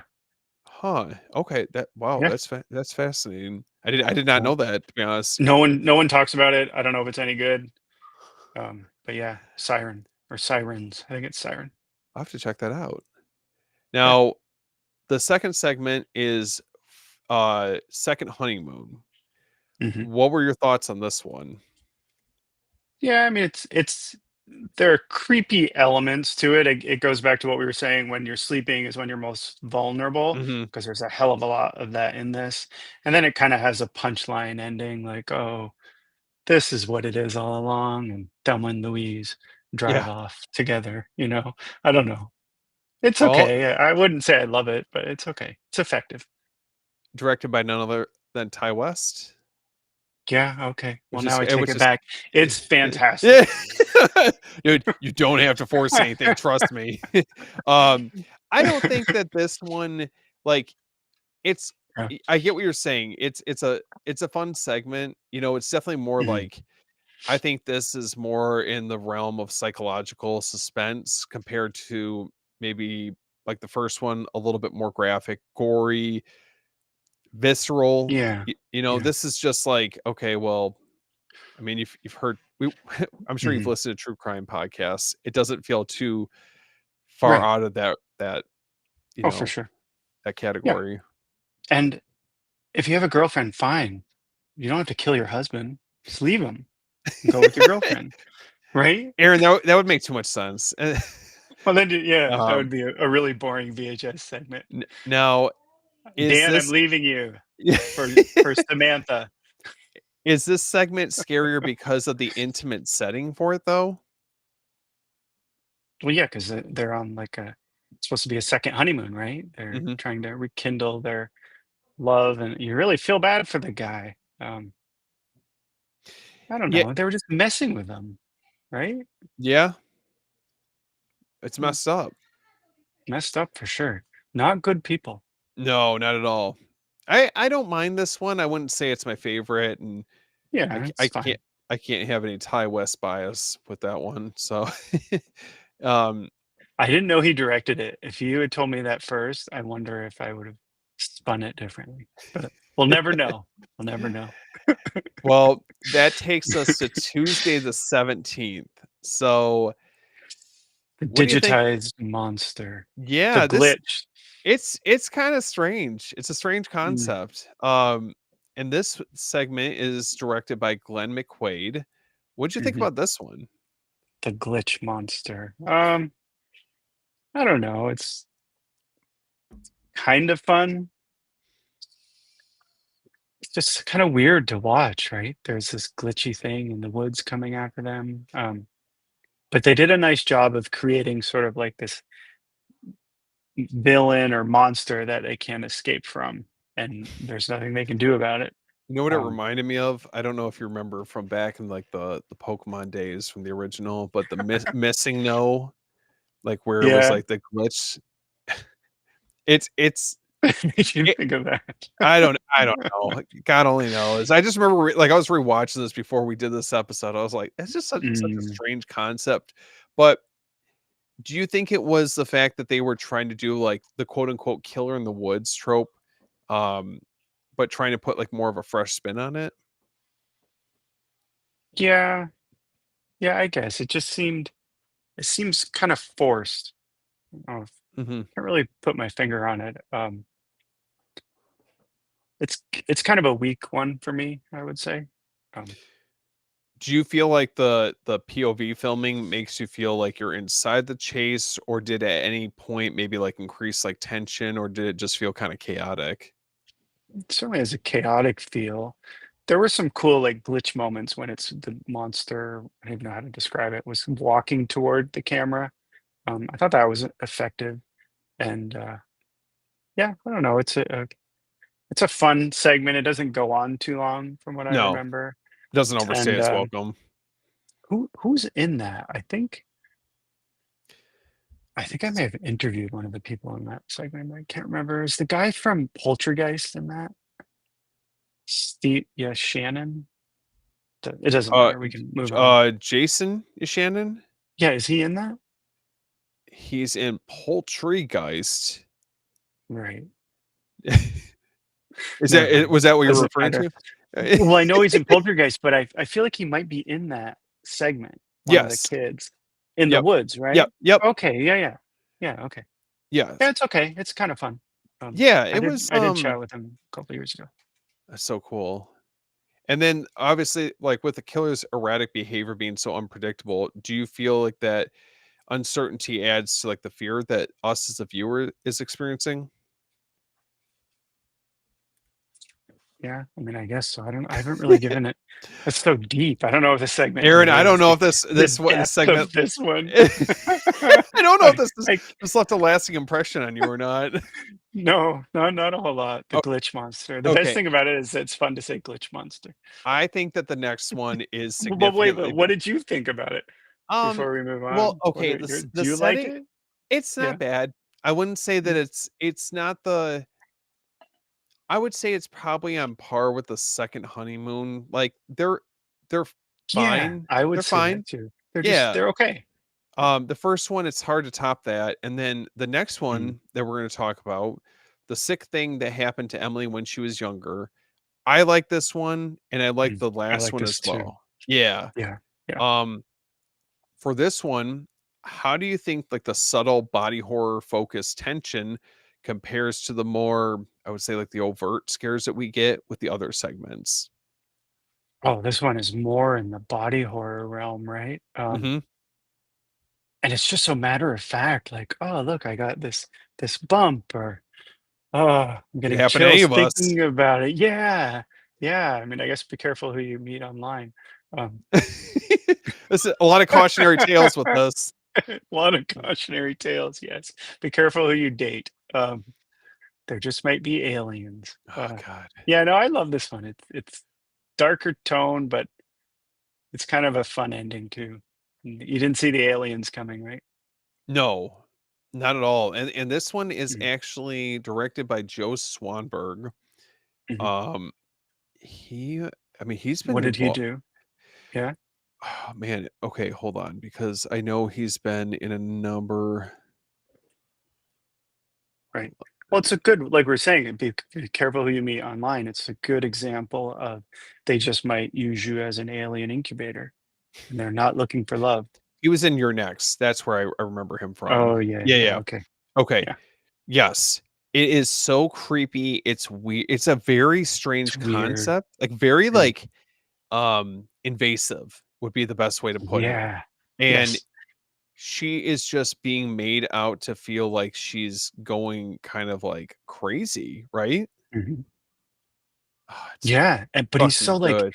and he's so nice to her, Of right? course. And, like, giving her advice, like, well, then toward the end, he's like, "Well, don't do that, don't do that." But yeah, yeah, I don't know, I love the idea, I think it's executed really well. I have fun with that one. It's yeah, it almost feels like, I was kinda going back and I was just like, reading the synopsis, but it almost, like, implies Mhm. that she like, schizophrenic behavior, Oh, yeah, and, for sure. he's, like, trying to talk her through some of these symptoms that she's experiencing, and little do you know that he's, like, very aware of what's going on, and then Oh, yeah. spoilers, like, at the end, it's like he just moves on to the next one. Yeah, and very manipulative, you realize Yeah. the guise of, like, kindness and "Let me help you," it was all self-motivated, Oh right? god. Yeah, Mm, mm, creepy, very creepy. yes. And how would you say the intimacy, so we're, a lot of it takes place at us as a viewer seeing Emily within her home, in her Mm, personal space. Does that make mhm. the terror feel more intimate because we're seeing her in what should feel like a safe space? Yeah, it's like an invasion in a Mhm. way, right? Again, it goes back to the safe space, right? She thinks she's in a safe space, and yet there's an invasion happening, Even with the person that she's talking literally, to with too. the person she's talking to. Yeah, he's invading her home through the Zoom and through the aliens that he implanted in her. Spoiler, Crazy. there you go. That's it. Crazy, that's it. Alright, and then well, I feel like that this one is timed really appropriately. We got the last segment, October 31st, 1998, which I love it. I loved. I'm a Yeah. sucker for anything like kind of cult-esque in horror movies. There's something about it that is just so chilling, Mhm, and this takes place on Halloween night in 1998. Four mhm, friends, head out to a Halloween party. They travel to an incorrect address, and then they actually end up arriving at what appears to be an abandoned house. Um, mhm, and it kinda goes off the rails from that mhm. point forward.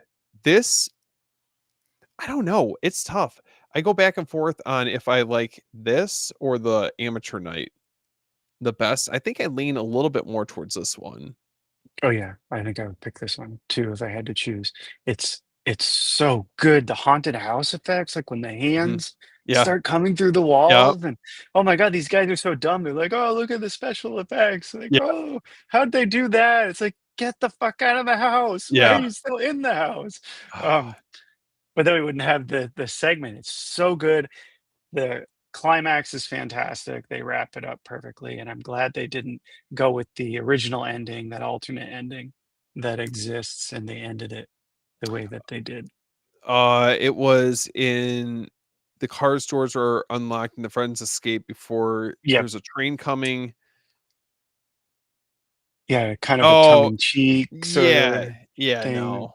I Is no. that is that I don't know if they have it on here as special features. I just was reading it real quickly. I'm glad they went with what they decided to go with because, Oh, it's frightening. And terrifying. again, they were just trying to help out this young woman who was being tortured by this cult, and little did they know. It's a cautionary tale on a lot of levels. I'm not helping anyone out. No, Um, yes. Cut your browser, cut your internet connection, y don't talk to anyone. nope. Just don't get out of bed, basically. I'm staying at That's what these home. movies are telling us. Yep. Can't do anything fun, I swear. And yes, in fact, we should end this call right now. I do Now, have this little scroll thing. I'm just kidding. I was gonna mention to you which elements make it feel like a true found footage nightmare. Mm, gosh, I mean, the effective use of the shaky cam, I guess. I know that bugs some people. I personally don't mind it. I think it's I mean, if it's done well and not just done for the sake of having a shaky cam, Yeah. I think if there's a purpose to it and it works, I think the grittiness of it and the authentic feel. I mean, there are times when you kind of see through the veil a little bit, but I guess you get that with any sort of found footage horror. Um, but I thought it was a really smart take on a horror anthology, but from a found footage perspective, and I think that's what stands out with the VHS films. This is a high point. I Mhm. feel like if I'm going back and I'm remembering something from this movie, I definitely feel like that's up there. And then which moment Yeah. created the most intense anxiety for you? The haunted house, the masked figure, or the supernatural twist at the end? Mm, I would say being trapped in the car. That well, yeah, that's the twist. I would say that, yeah. Imagine being trapped in a car and there's a train coming in. No, thanks. I don't want to find Mm, out. mhm, mhm. um, When I was at college, there was a girl who was out drinking and got hit by a train or dragged by a train. Um, I don't remember her name or anything, but I know then she was away for a little bit healing. Um, oh, she survived? this is she survived. She was dragged like 50 feet or something. It wasn't like a Oh, that's what I this was thinking. this really happened. No, so I was like, Aaron, you were so casual she was about that. she was hit but dragged, but then I feel like we don't have trains like we used to, like train sirens. I mean, I guess we have commuter rails. Anyway, she came back to school the next semester and ended up leaving because the train horn that you could hear periodically was too traumatic. Is that horrific? I can imagine. I Horrific. think I would be too. I don't think you would come back from that the same. And she didn't. And she came back and then she went somewhere How else. did that And so wait, how did exactly it happen? she was out drinking and they were walking home.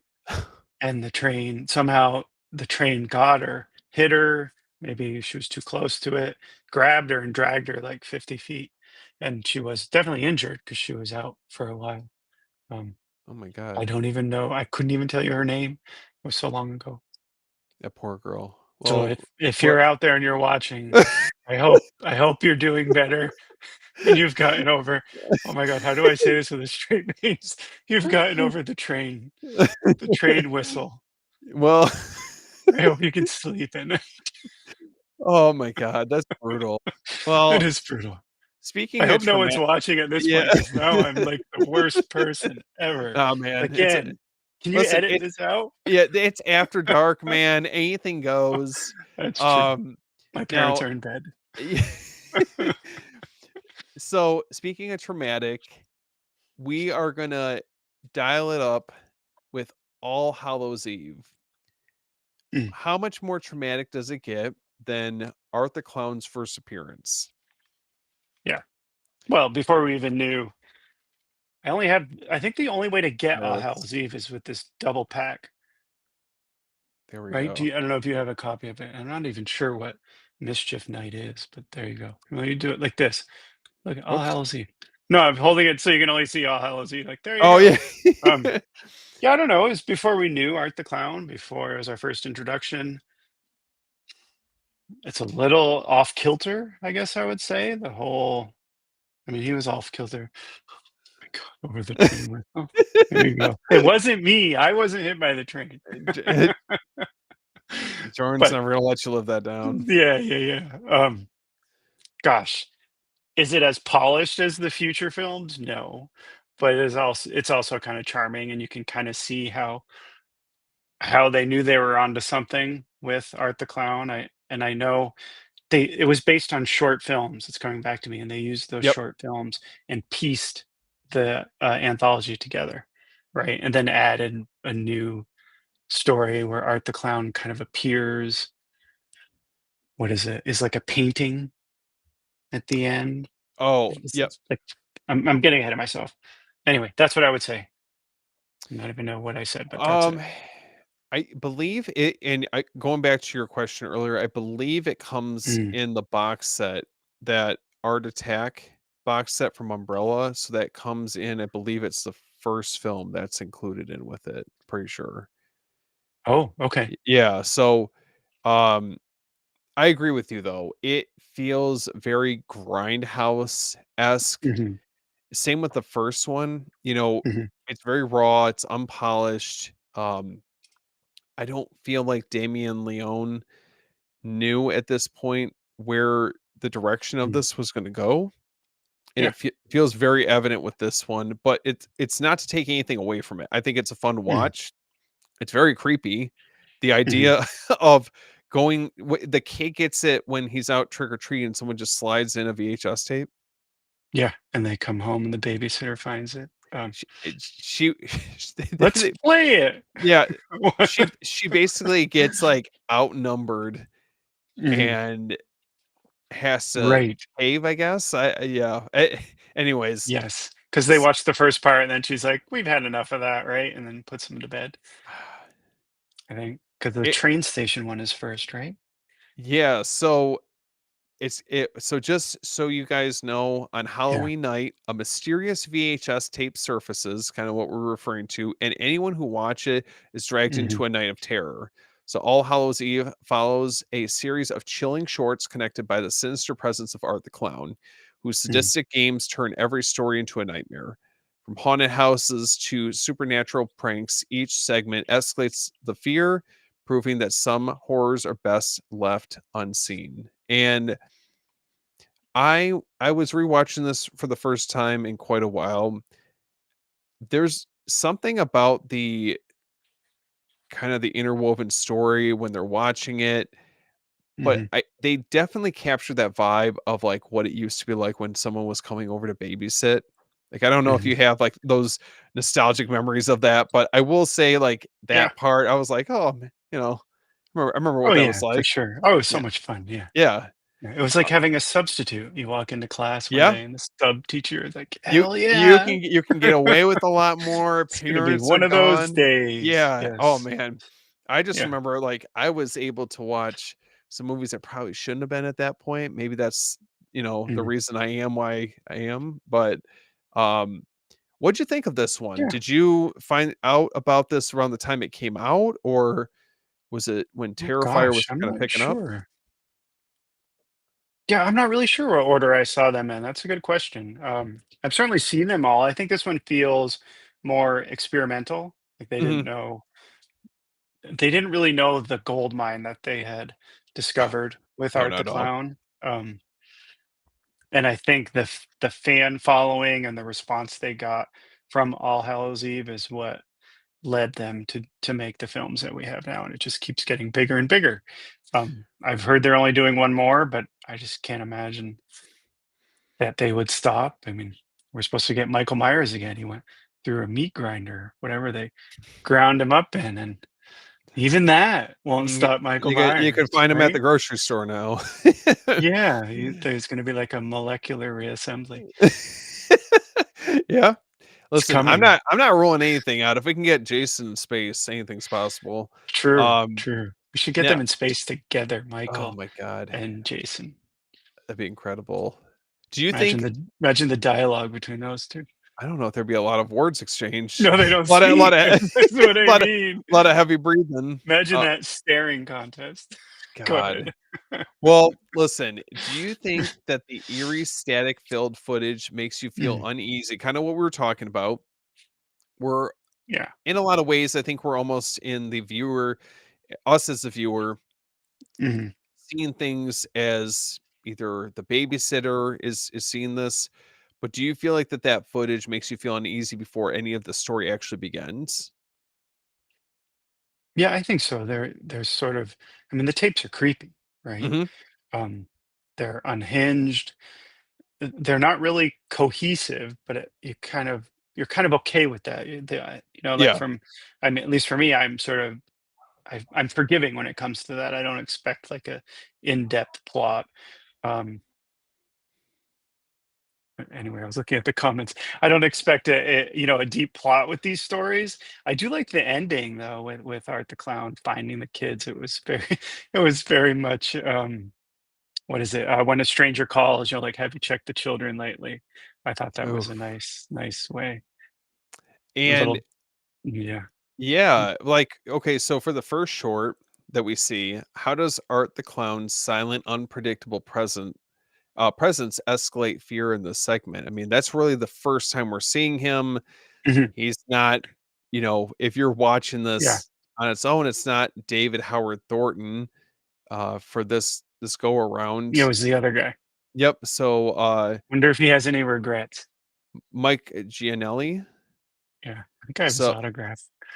oh, Never mind. No. you I have do like his? a biweekly subscription, so they send me autographs. Okay. It's only like 20 bucks or something, but I think they What? sent me his. Oh, that's cool. Oh, It's through Zobi Productions, if you're familiar with them. You can sign up for like yeah, it's like 20, 25 bucks. They send me an autograph every other week, basically, twice a month. oh, that's so cool. I'll have to check that out. Yeah, I can send you the Um, link afterward. And their subscription box they do every month is my favorite subscription service. I'm not an affiliate in any way. I just love their product. Their box includes a horror T-shirt every month, okay. custom one of a kind horror shirts. There's always an autograph. There's always a collectible pin, and there's always like a horror, like a collectible. And it's $40. Wow. I love it. I'll have to check I this love out. it. I was just It's going through it real It's one quickly. subscription box when it comes. Not only is my favorite, when it comes, I get excited for it. I'm like, "Oh, cool." The last one that just came last week, I forget who the autograph was, but the T-shirt was like an Elvira design shirt, so it was pretty cool. Um, Jordan wants to clear the air. He said, "Sorry, I realized I was way behind. Michael belongs in Haddonfield, not space." not in space, yes. He's not ready for that But conversation. oh, I see, don't speak that into I get it now. um, Now, do you feel like the combination of supernatural elements and gore makes the threat of Art the Clown or some of the actions or sequences that are playing out feel more intense? Yeah, that's hard to say. Because with Art the Clown, I mean, tell me if you agree with this. He's not like menacing or Mm-mm. it's like Michael Myers showing up, you're like, "Oh, shit." Art the Clown shows up, you're like, "Oh, my buddy's here," you know? Kind of Um, disarms you a little bit. yeah. I mean, you don't wanna be the person that he's, like, beheading and ripping your ears off, and you don't wanna be that guy, but you're, like, standing there with him like, "Oh, look what my buddy's doing to the guy over there." I'm not making any sense at this point. No, no, Do you no. under do you understand Yes, what I'm saying? There's yes. not, like, a terrifying menace Well, to Art the Clown. it's I think it's kind of like Kind of reminds me of Captain Spaulding, right? You should be able to like, if you Yeah. see these Yeah, okay. clowns, you Mhm. should be to feel somewhat I don't know, about comfortable, but it should be, uh, a presence that brings some sort of humor, and Yes. it turns very quickly. I mean, you get, even once you get to David Howard Thornton's portrayal, you get that Mhm. quirky, goofy humor, but then it's usually followed by, like, a chainsaw up, from the Mhm. bottom on up. Um, Yeah, but he now has so much fun, he makes the best of, the oh, situation. it's it if you're basing it just off of this, I never would have thought it would go in the directions that it has over the last 3 films past No. this one, you know? No. Mhm. Now for the middle shorts that we get, how do the different shorts maintain tension despite changing settings and characters? I feel like the second one, what is it? Something in the Dark, the alien attack one, I feel Mhm. like that one feels out of place. Um, because the only connection we have with Art the Clown is the picture. Isn't there like a portrait at the end, like the blanket falls Yes. off or Yep. One of the the paintings. tarp falls off and there's a painting of Art the Clown. Um, I mean, it's kind of effective, but I feel like it feels out of place with the rest. And then Ec the Terrifier one is art, full on Art the Clown, the costume designer, and oh my god, I mean, when she wakes up in the end and all her arms and legs and everything have been removed, um, Where do you go from there? you're certainly not going for a walk. Um, Yeah. Now did I you don't think that know. did you feel like his presence unified the anthology, or did it make some segments feel less scary because he would, consistently show up? It's an interesting tone with him. Like I'm having a little bit of difficulty describing what I'm trying to say with him. I think that Something in the Dark, that middle segment feels out of place. Mhm. But then when we do get Art the Clown, it's almost like they're dancing around greatness, not quite Yeah. there yet, but enough to show us something that could be special. Kind of like the clown in Hell House LLC, the first one. I think they could have done so much more with him, Mhm. and I it's agree. just like a fail. I mean, it's not Art the Clown by any means, very different, but just sort of a missed opportunity. And I didn't even see the new Hell House film because I heard it's one of the worst movies ever. Um, Don't tell Jordan that. I know oh, I've did I is he? yeah, If he's still on, did he see it and love yeah, it? I don't think he's seen it yet, but I know we were talking about it off camera, and, Mm, I just watched the second one last night, so I'm, like, just now going through, and I'd seen the yeah. first one before, but the other ones, like, I'm kinda late to the party, I'm Mm. not gonna lie. The Um, first one's the best. The trilogy is worth watching because you do get closure in the end, mhm, and they're all sort of tied together. But I will say the first one is the best. That damn okay. clown is scary as hell. Oh, man. Now, how do you think the VHS tape motif enhances the fear of watching something you shouldn't with this film? Mm, I mean, that's like a throwback to the appeal of the horror of the '80s, right? We weren't Mhm. supposed to be watching these movies. It's like you got the tape, you call your buddies up and I got the tape. Yeah. The video store had it. Come over. Oh, We're the gonna watch it best. tonight. It's a very interesting time to think back to the '80s too, because it wasn't not only was it like the unspoken thing, like I watched Nail Gun Massacre last night, you wouldn't tell anyone that you watched that night. And it's interesting because like a lot of the actors had different names. Like they wouldn't attach their one name to these horror films because they didn't want anyone in the industry Well, knowing it wasn't respected the way it is now. exactly.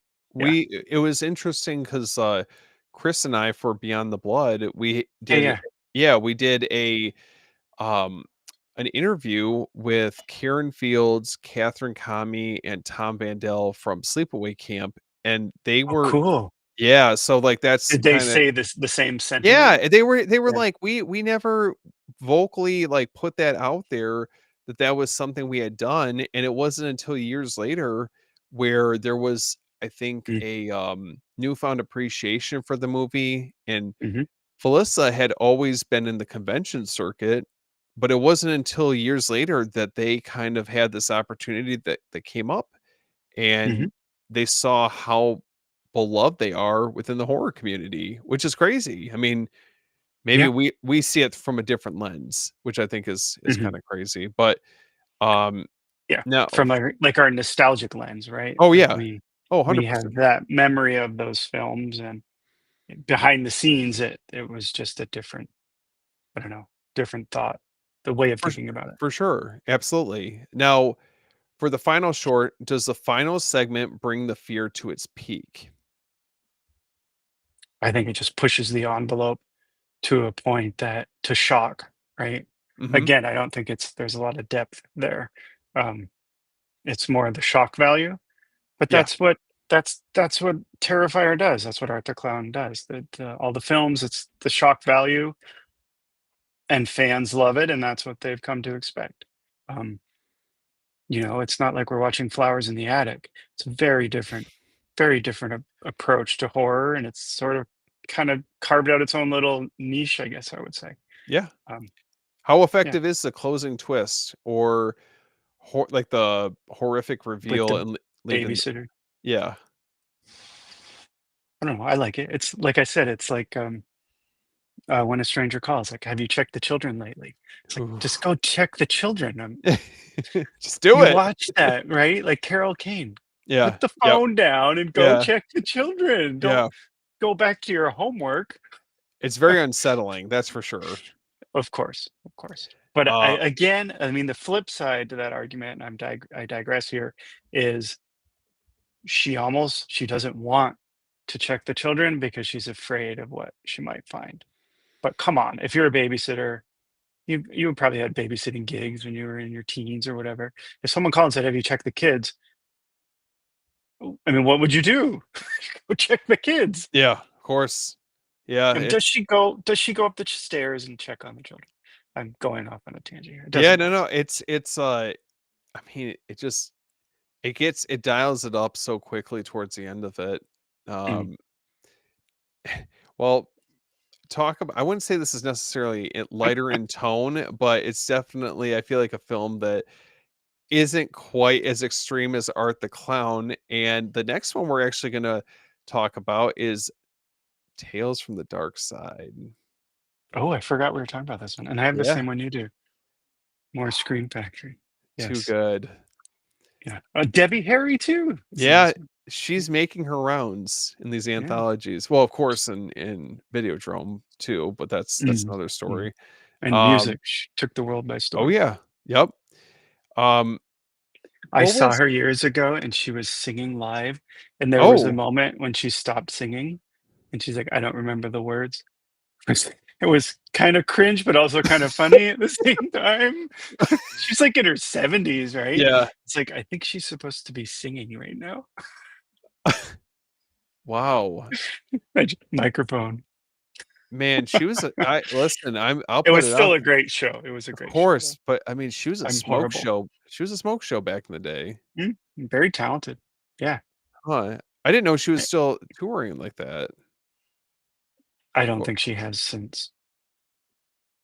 huh. I completely stumped you. Go Yeah. back to go. You got me all I'll messed stop up now. throwing these random things in I'm over here. here looking at Debbie Harry tour dates.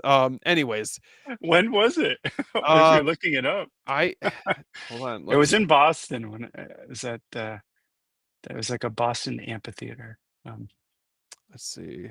but it was cool. She did all of her hits, the '80s hits, and yeah, Hold it's not on. cool. It's not cool getting old. Let's see. So, oh damn, she was touring as recent as is this I don't oh wait, hold on, never mind. 20 last year? When did you see Oh, her? no, it was before COVID. So I guess she is touring still. Good for Huh. her. Yeah. Mm. I mean, look Huh. at Joan Jett still touring. She Yeah, puts on a fantastic show. that's true. That's true. Mm. Well, Okay, so with this movie, what was your relationship with it? Do you remember this from back in, like, the video store days or, um Oh yeah, yeah. I remember okay. watching the TV show, right? The actual show before the movie came out. Um, We yeah, I need love Tales from the Dark Side. we need that. Nice Mm. nice set, Yeah. Oh my gosh, yes. That and the Nightmare on Elm Street show. please. Um, there Freddy's was also a Nightmares, show called please. Freddy's Nightmares. Yes. There was a show called Friday the 13th. I don't know if Yep, you've ever seen it. yep. And I remember I was so excited about it, and I'm like, "Oh, Jason," and that had nothing to do with Jason, Oh, not at but all.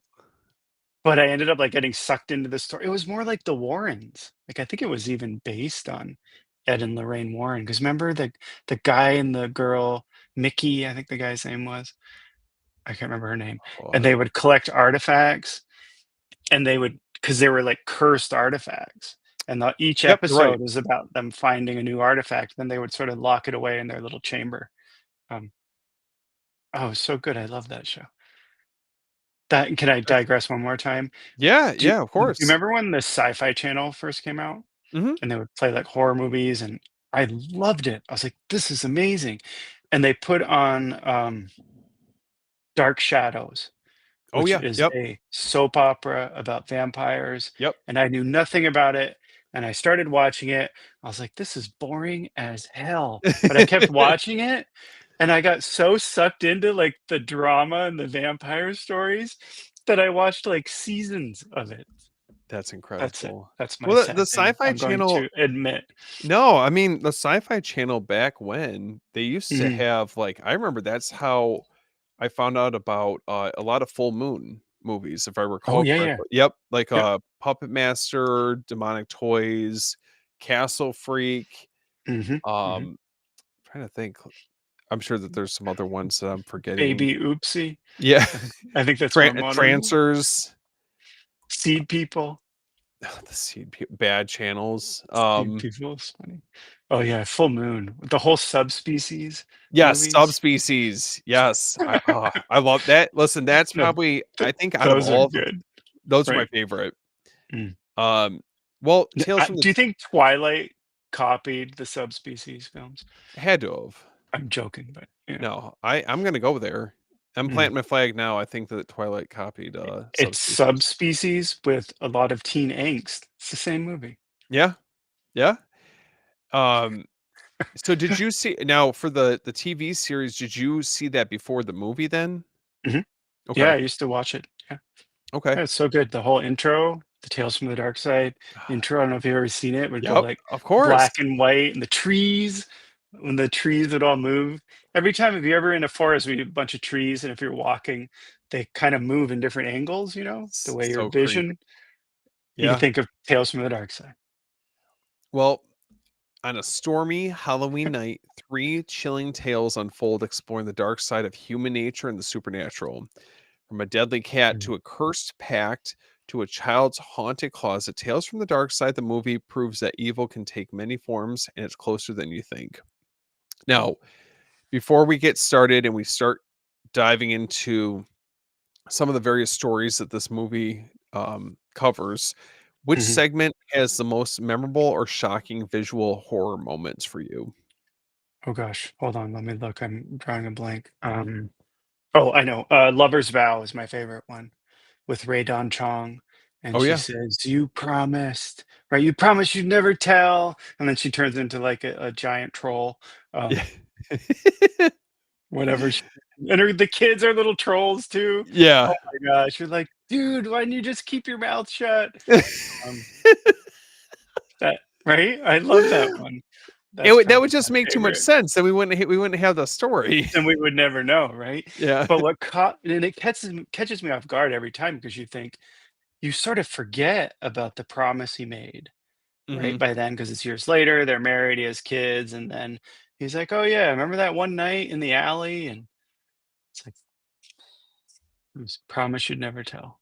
Probably one of Rae Dawn Chong's best roles, I It's think. Plus, it's fun saying her name. it I think that that's probably I would have to say probably the most iconic Yeah, segment from the yeah. movie. Do you have Um, what's your favorite if you had to pick?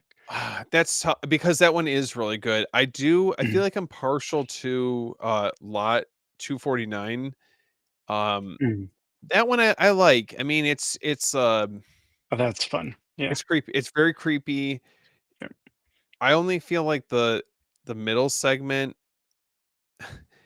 The Cat from Hell, of Mm, course, like, I think in a lot of these anthologies, we get some sort of cat reference. I don't know. Like, Two yeah. Evil Eyes, you get this, Mhm. Cat's Eye, obviously, that's, like, the whole premise, but, And um trolls. yeah, and Trolls, yeah. Now across all segments, what type of fear do you feel like kinda dominates the entire movie? Do you think it's more supernatural, Mm, psychological, physical? I'd say probably more supernatural with these. You have the mummy, Mhm. um, cat from hell, isn't it? It's like a demonic aspect to it, I guess you would Yeah. say. And then the trolls. Yeah. Oh, yeah, I'd say it's supernatural, but it's all there was always sort of like a monstrous element to Tales from the Yeah. Dark Side. I agree. Um, and the movie just sort of captured that feeling, I think, just perfectly.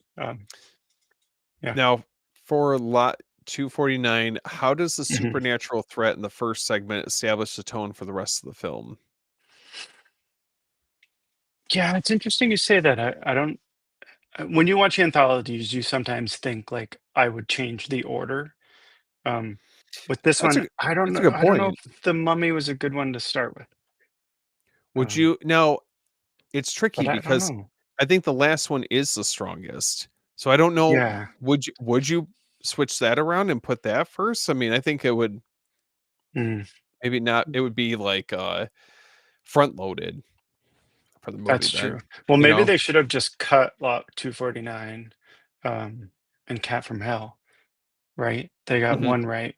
They should have cut the other two and made two new segments. Yeah. And there you go.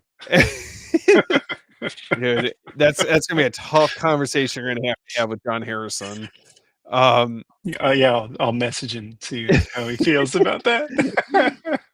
now, what did you Legend. think? He's a legend. Oh, for sure. Now, Mm, what made the cat in, The Cat from Hell so unsettling? Was it that it had this looming silence? Was it that it was intelligent, or the unpredictable aspect of it? I think well, of course, the unpredictable, but just the presence of this cat and sort of the Mhm. evil things it would, I don't know, it would bring. Doesn't it crawl down the guy's throat? Yeah. Like, It yeah. was like a sense of like, the cat brought the sense of doom, basically, Mm, you know? yeah. Yeah, I mean, they're playing on like the black cat. I don't know, the urban legend of, or the omen of a black cat. They're kind of playing. It was a black cat, right? Mhm. Um, okay, they're sort of playing on that. Um, I watched this one in the last year as well. I don't know if it holds up as well as it could. It's fun to watch.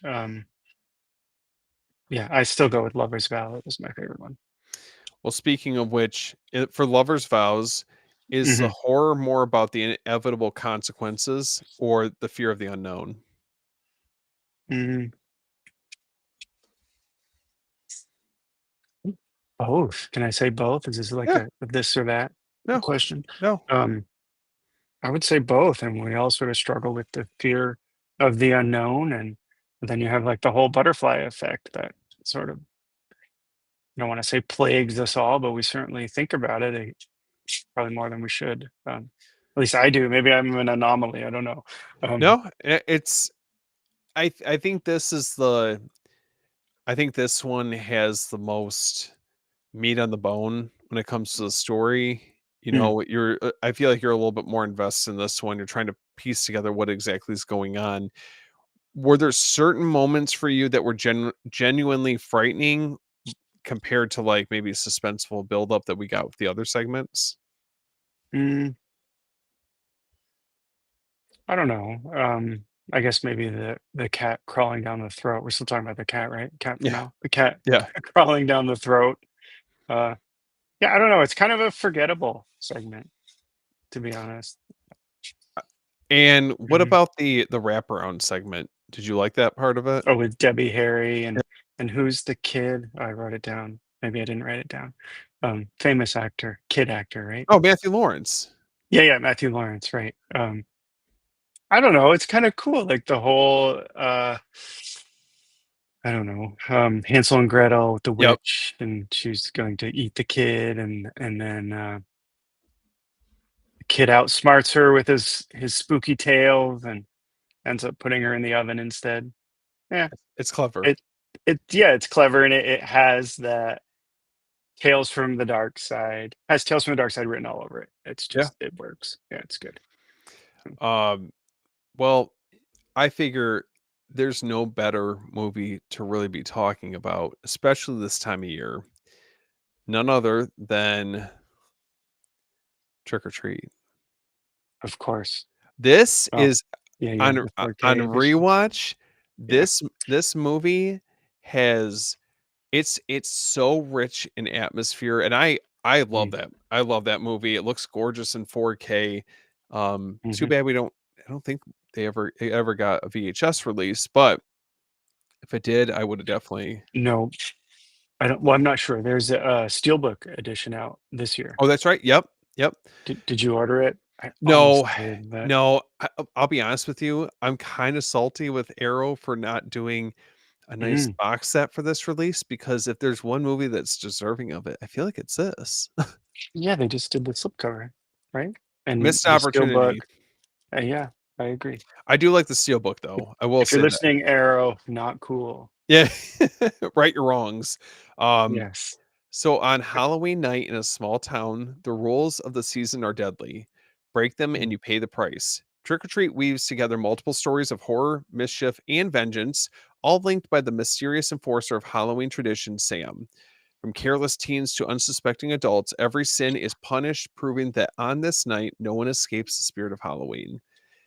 Okay, so this movie, I remember had such a weird release when it initially mhm, came out. mhm, I don't really remember a lot of people talking about it, and I remember picking this up on a mm. whim from, like, I think it was a local Target that I picked it up from, and Yeah, that sounds absolutely right. fell in love with this movie because, um, obviously already enjoying anthologies. I Mhm. had heard kind of rumblings at that time that this movie was supposed to be pretty good. Definitely lived up to it. Still lives up to it all these years Yep. later. It's a Halloween staple. What about Mhm. you? Yeah, I completely agree. I think it had a limited theatrical run and it didn't do very well on the screens they put it on. I could be wrong. And then it was basically a straight to video Yep. release. Yep. And then it just sort of, I mean, it's so good. It just picked up fans over the years, I think word of mouth. And then each year, I mean, the beauty of making a holiday themed horror movie is that every Mhm. time that holiday comes around, I mean, if it's good, I mean, even if it's not good, people are gonna watch it. Like Blood Rage, is that a good movie? No, but it's a fucking lot Oh, of come fun, on, and man. everybody Come on, we watches might it. have to shut this we're gonna have to shut this That's live it. stream down now. No, I watch it every year too, but is it great? I don't know. Um, but this, I mean, compared to Trick or Treat is a fantastic film. Yeah, I It's agree. clever, it's smart, it's written flawlessly. I mean, the way everything comes together, not only is the writing itself impressive, the story structure is just genius. Everything works with this film. This one, I mean, I just had such a new level of like, I already loved the movie, but Mhm. I had a new level of appreciation for this once we got the 4K, and it's just there's something for everybody in this movie. Yeah. The segments all mesh together perfectly. It's Mhm. I don't know, man. This one over the years has definitely grown on me by quite a bit. And this is directed Yeah. by Michael Dougherty. Um, now with So good. with with Trick or Treat, which story stood out as the scariest or most memorable and why to you? Hmm. Yeah, that's interesting because I don't know if I would say this is a scary film. Um, I'm trying to think of like what's the scariest More element. like Maybe like creepy. those little bog zombie kids. That's kind Mhm. of that's creepy, kind of scary. Um,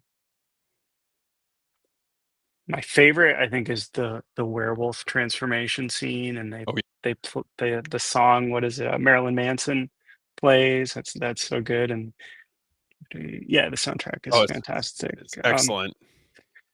I think what I love is the artistry of the way all the stories are interwoven Mhm. together like a puzzle, and it's just flawless. And every time I watch it, I'm sure you have a similar reaction. It's Yep. just I'm amazed by how it all comes together, and it's almost like you notice little Easter eggs, I guess I would say, that you didn't catch before. Like, oh yeah, there's Sam over there, or oh yeah, that's happening in the background, and they Yep. cross paths here. It's It just is brilliant, it's such a right? beloved movie because I don't think you get too many anthology films that Mhm, work so seamlessly the way this does, and I can't even e listen, as much as I love Creepshow, mm. I don't think you really have the level of, like, weaving that this film does in a lot of ways. No, yeah. Um, Now, speaking of which, how do you feel like the interwoven anthology structure enhances the sense of Halloween chaos and suspense? Well, I think Halloween chaos and suspense. Well, it's obviously set on Halloween. Sam is a little Halloween troll. See, I keep throwing troll in. Mischievous. Yeah, mischievous. Gosh, I don't know. I think the way it all unfolds and then comes full circle. Um, it's almost, I don't wanna say tongue in cheek, but it's almost like Doherty was kinda winking at us the whole time, but we're also along for the ride, and he's right there with us Mhm. and wants us to have a good time because he had a great time executing it. I mean, it could have been the worst filming experience of his career, I don't know, um, but I don't think so. I would say I bet he enjoyed making this film, and I think the actors did too, if I had to go out on a limb and say that. Jordan mentioned the opening scene has Oh, Halloween yes, 78 written absolutely. all over it with the point of view of Sam. Yeah, and Mhm, that scene is gnarly in the mhm. beginning, like the opening scene before the film kicks off. Yeah, Um, so good. it's I love that it is a wide array of cautionary tales on Halloween and Mhm. in various aspects, about checking your candy before you bite into it or um with Yes. that one obviously the wife is like anti-Halloween to the fullest. Mhm. Um yeah, it's incredible. But she Now, plays along. It's also beautiful to watch. Some of the mhm. scenes, like when Sam's, like, sitting on a pumpkin and there's, like, a pumpkin patch behind him, Oh, it's like a stunning. portrait. It's beautiful, yeah. What were you gonna say? I cut you off. Oh, no, no, you're good. And so the film actually takes place on Halloween night in the fictional town of Warren Valley, Ohio. Mhm. Um, and then where was it actually? Interesting. So it was actually filmed in Vancouver, which I would have Oh, never it's guessed that. probably cheaper. Mm. um, how do you feel like the Halloween setting Maybe they have amplifies the more trolls. yeah? Go ahead. How do you feel like the Halloween setting amplifies the fear of the supernatural with this movie? Well, that just sorta goes hand in hand, right? Halloween, supernatural. Um Although, wouldn't it be awesome if there was a Christmas version of Trick or Treat with I don't know how you would do that, but I love Christmas horror movies. Um, You got Krampus. yeah, but that's not an anthology, Well, like a I guess I would say it's more of like a love letter in the same vein, I feel that's like as true. That's yeah. true, yeah. I guess I But would yes, like to see I I agree guess with what you're Sam saying. wouldn't really work with any other holiday, would he? I take it back. Um, I mean, it just goes hand in hand perfectly. I mean, Halloween makes for the perfect, horror movie material because it's spooky and everything that goes along with it. Did Yeah. What would you did say? you Do you agree? Do you agree? yeah, I think so. I mean, I was gonna ask you, do you think that Krampus Mhm. hit the same heights as this film? Mm, I don't know if In it's my opinion, I would say yeah. probably not. Okay. But then again, around Christmas, you always watch Krampus. If you don't watch the whole thing, or if it's on TV, it's one of the movies, you'll just sit down. You're like, oh, look, Krampus is on. Um, so in that sense, yes. As far as a Yeah. holiday horror movie to watch, I think so. But Okay. I would say Trick or Treat's probably the better film. But I do like 100%. Krampus too. So I mean, those little gingerbread guys are fantastic. Adorable little fuckers, right? um, now, okay, so one of the more notable segments is Emma's story. For that Mhm, one, it obviously revolves around spoiler, like a witch. Now, does the slow mhm. reveal of the witch's identity heighten the tension effectively for that story? Um, I'm drawing a blank. Which one is the witch? It is. Hold on, We have the werewolves. I get it mixed up. Hold on. We have the little zombie kids, Sam and the old guy, the serial killer. Where is it? Hold on. It's okay. I got my, It's my I mean, notes mixed up here. it's late, so Yeah, like some of the stuff that. Anyways, we'll I come back. oh, I We'll. take it back. I love the witch segment. It's Oh, intense. I love it. I might have gotten some of my notes mixed up a No, little bit it's on cool. that I'm giving one. you a hard time, man. Yeah, yeah. Okay, I'm okay. glad it's not me too. It's not just me. I'm like, oh, No, oh no, no. no, no. Disregard that. What does the film Okay. suggest about respecting tradition, and how does the fear reinforce that? Well, it kind of pokes fun at the traditions of Halloween, right? Like carving the candy. I mean, carving the pumpkin. They carve the head, and I don't know. They dress up like let's get like a slutty costume, but then Mhm. it's to she the one who gets it's all to entice their next victims that they're going to consume. Um, I don't. I wouldn't say it pokes fun at it, but just sort of spins it in a lighthearted and what you'd expect in sort of a horror anthology way. I can't think of any other examples really, but I think it's effective. I don't know. What would you say? What's your opinion on it? Yeah, I think that I Gets a think little dragged along. it's very tongue in cheek with Yeah, that's true. how it handles, that whole aspect of it. Okay, this is okay, going back to that previous question. What The I think witch, my yeah. yeah, my notes got mixed up. I think I meant to put something else down. So what I meant to say was, okay, so the wife from the opening segment, her story when they did the slow reveal leading up to when she's obviously uncovered, did you feel like the tension was effective in how they handled that segment? With the wife in the beginning. Yeah. Yeah, I mean, because well, it's nice. It's funny because she hates Halloween, right? And then Mhm. she's outside to take the decorations down, but then ends up getting murdered, and becomes a Halloween decoration herself. So it's just I don't The know. irony. It's, it's the irony, yes. Oh my gosh, the humanity. It's perfect, right? Because then that's how they kick off the film, and right from Yeah, that moment, you think we're in for a ride here, and it's going to be a fun one, and it yeah. delivers. I think from that point on, it delivers. I did just Google. It does say there is a main character who is a witch. Oh well, this is a stretch. The little girl Rhonda dresses up as a witch I think that's where I got it mixed up when I was taking notes on them because with I the do yeah, kids. yes, Yeah. yes, Yes. because Okay. but Okay. the question And was geared towards I'm poking fun, man. I'm not giving you a hard no, time no, no, it's all in any good. way.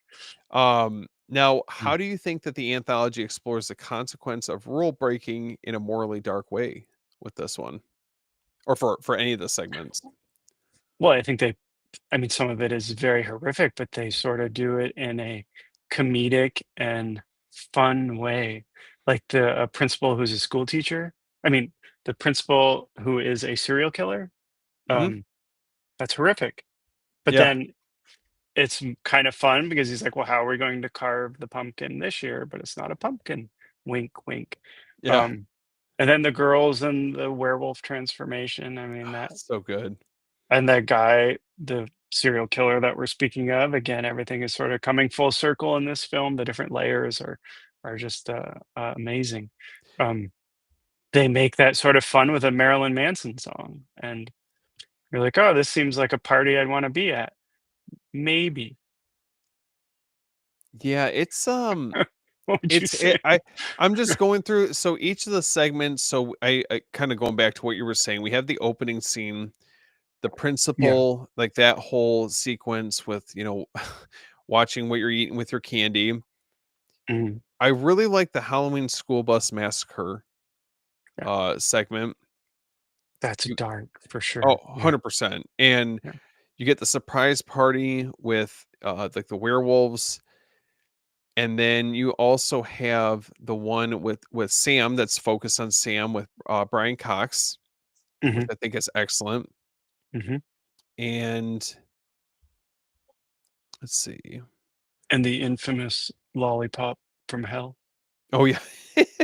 Yep, and now, okay, if we look at the movie as a whole, Mhm. which death or acts of violence are the most shocking in this film? Is there one that, like, startled you, Well, scared you? it's gotta be the whole werewolf transformation, right? Did you see that coming the first time you saw it? I Nope, was like, "What and in the it's hell?" kinda tongue in cheek, ironically, because of, like, her Yeah. costume, um, Yes. Yes. Oh my god, it's brilliant. too good.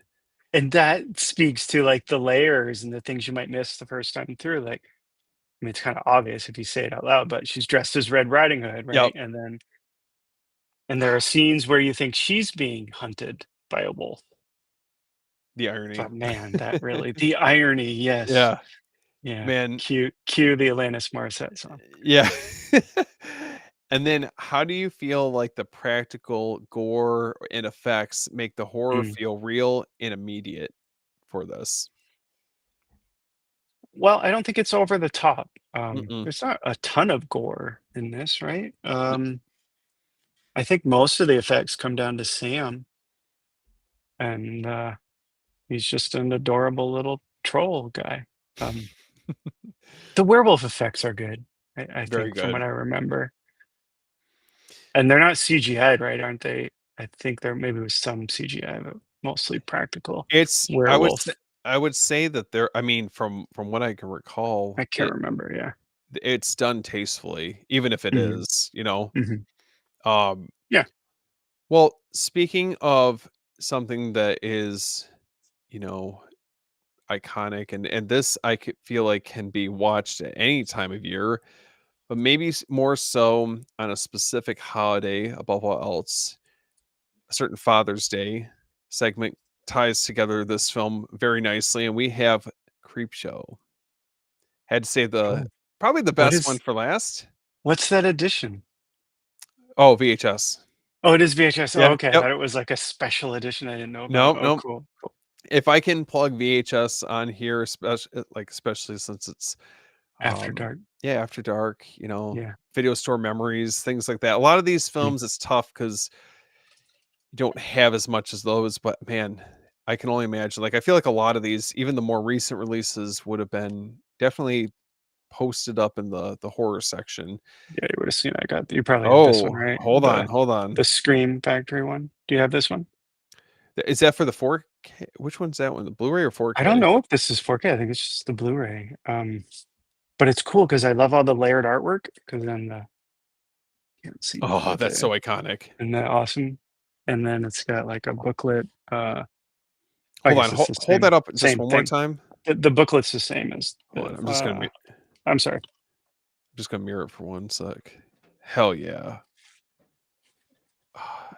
I Yeah, love cool. I because that feels more in line with, like, the older comics, in a lot of Yeah. ways. Yes, yes. And wait, I think it's got different artwork. Oh, Oh it's got the OG on the flip. It's got the OG oh, poster. dude, Yeah. It's a really cool set. And then I've got I think this is 4K. I believe this is a Walmart exclusive steelbook. Yep. Uh, Oh yeah. you probably have that one, I or don't I've seen it at least. I have Yeah. the just the standard with the slip cover, but Okay. what okay, you obviously have a pretty deep appreciation for this movie. Where did it all begin? When were you first introduced to this movie? Was it late night cable? Was it at the video store recommendation or what? I think I probably saw this. I feel like this was an HBO film. I feel like this was on cable, and it was one of those movies that they did probably like a weekend premiere. Um, Remember, like, back in the day when new movies would come out, like, on HBO or Mhm. Cinemax, they would roll it out at, like, Saturday night at, like, 8 o'clock, Oh, and it yeah. was, like, a thing, and they would send out, like, the booklets with, like, what they were airing that month, and you could look through and, like, this Saturday is this movie, this Yep. Saturday is that. I think I probably saw it that way, and then it was just one of those movies that was always on. Um, I mean, I it must have been countless times that I saw the different segments, like, out of order, just, because it was playing. How about you? How did you consume it? Do you recall? So funny enough, the first Mhm. one I saw was actually Creepshow 2, and then because I just enjoyed that so much, I was really, you know, Yeah. discovering, like, around this time, different horror anthologies, Mhm. Creepshow 2 being one of them. Then I went back and had a chance to check out the first one, and Yeah. it just stuck with me. Even all these years later, I remember going to the video store and I would Mm. simultaneously, like, I'd go back and forth on renting the first and second Creep Show. Yeah. Um, It's so good. it has so much rewatchability. The segments are just very stylized in a way that feels like EC Mhm. Comics, the classic horror comics I used to get, kind of pulpy, Mhm. that energy, and I don't think you get that with any of the other movies, or, like, any of the other movies we've covered don't have that distinct tone. So, Mhm. um, Cre so Yeah. Creepshow definitely delivers a macabre celebration of horror, blending dark humor, comic book visuals, and 5 chilling tales of terror. From a man haunted by his own misdeeds to vengeful corpses rising from the grave, each story explores the deadly consequences of greed, pride, and cruelty. With Mhm. over-the-top gore, clever twists, and a playful nod to classic EC comics, Creepshow proves that sometimes the scariest monsters are human and every action has its price. Oh, man, I fucking love It's this perfect. movie. Yeah, me too. I love this movie. I love everything from the just you've got George Romero, Stephen Mhm. King, you've got an And iconic John Harrison was the first assistant director Yep. on this too. Did he also do He did Tales from the Dark Side. and he also did the score for this too, right? Yeah, I think he did, yes, and he did, a couple Tales from the Crypt episodes as well. And Fucking the new forget about Creep it, man. Show It's so good. episode, or the new Creep Show series, I think he did 7 or 8 of those. Sadly, they canceled it, but yeah. That has been a recent discovery for me, and I Mm, was gonna ask you about that. I love that show. it's so good, It's yes, I so love it good, too. and I saw Mhm, that they have I mean, it's unfortunate that they canceled it, but, like, I mhm. saw the collections coming out. I was like, "Dude, I It's gotta have that. beautiful. I Did you gotta order have it? that." I haven't yet. I haven't yet, I'm I going to know. as I well. need to. Yeah, That's I wanted to watch it first, right? I yeah, usually don't buy TV series all that often like mhm, that. yeah, me too. Um Sopranos, Twin Peaks, Seinfeld, Mm, those are the exceptions, but mhm. I got Elf. it. Yeah, yep. I No, actually, I don't own Elf, but I've considered it. hey, Keep listen. going. Um, okay, so let's take it back because obviously I know you were Okay, talking about the TV series, and mhm, that definitely feels like they take a lot of the comic book aesthetic that was very prominent in this movie. mhm. Um, how do you feel like the comic book aesthetic influenced the feel of this anthology? Do you feel like it worked the way that they, Mm. you know Yeah, I think it works. I think it's clever the way the pages turn Mhm. and it goes from one segment to the next. Um, And even the framing stories are kind of fun. Like in the first one, the kid has the magazine.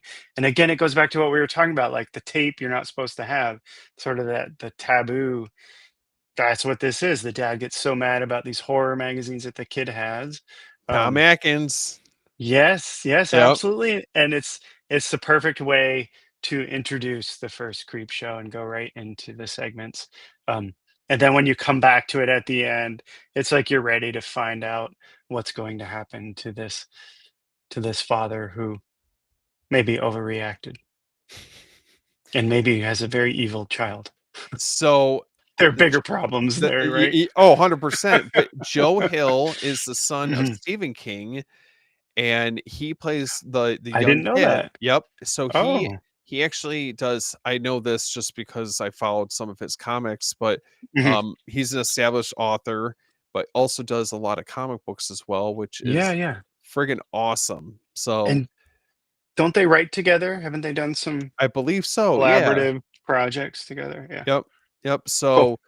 Um, so we obviously we had the prologue, and Mhm. it opens up with, basically like you're saying, not to bring in these comics into the home, and that's how it all kicks off.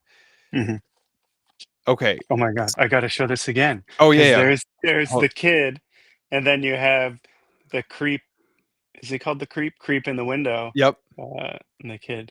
Oh. It's like a straight up deviant. Yeah, yeah, look at the kid's Yeah. face. That's awesome. I mean, I feel like that really exemplifies how we all used to be as kids at one point, whether it's movies, comics, sneaking them into the house. I mean, Yeah, yeah, yeah. Oh, you for know, sure. Mhm. I've mentioned this. Beer, Oh yeah, yeah, yeah. I've mentioned cigarette. all Keep that. going. But that's the thing is that I remember mentioning that on here before, is that that's like part of like what always keeps me coming back to this, Mhm. especially with horror movies, was that I wasn't ever supposed to watch them. I had to sneak them into Yes, the house, man, and it's like absolutely. you get these thrills out of bringing something home you weren't supposed to. Yeah, and look at I don't know if you can see the Let's see. posters on the wall. He's got Dawn of the Dead, The Shining, and Carrie. Isn't that funny? Oh, it's perfect. Yeah. All right. Enough with that. But yeah, I hear you. It was the whole taboo. Like you're not supposed to be watching this. Like Faces of Death. Isn't that what was so appealing with Faces of Death? You know. Um, Oh, yeah. That's it.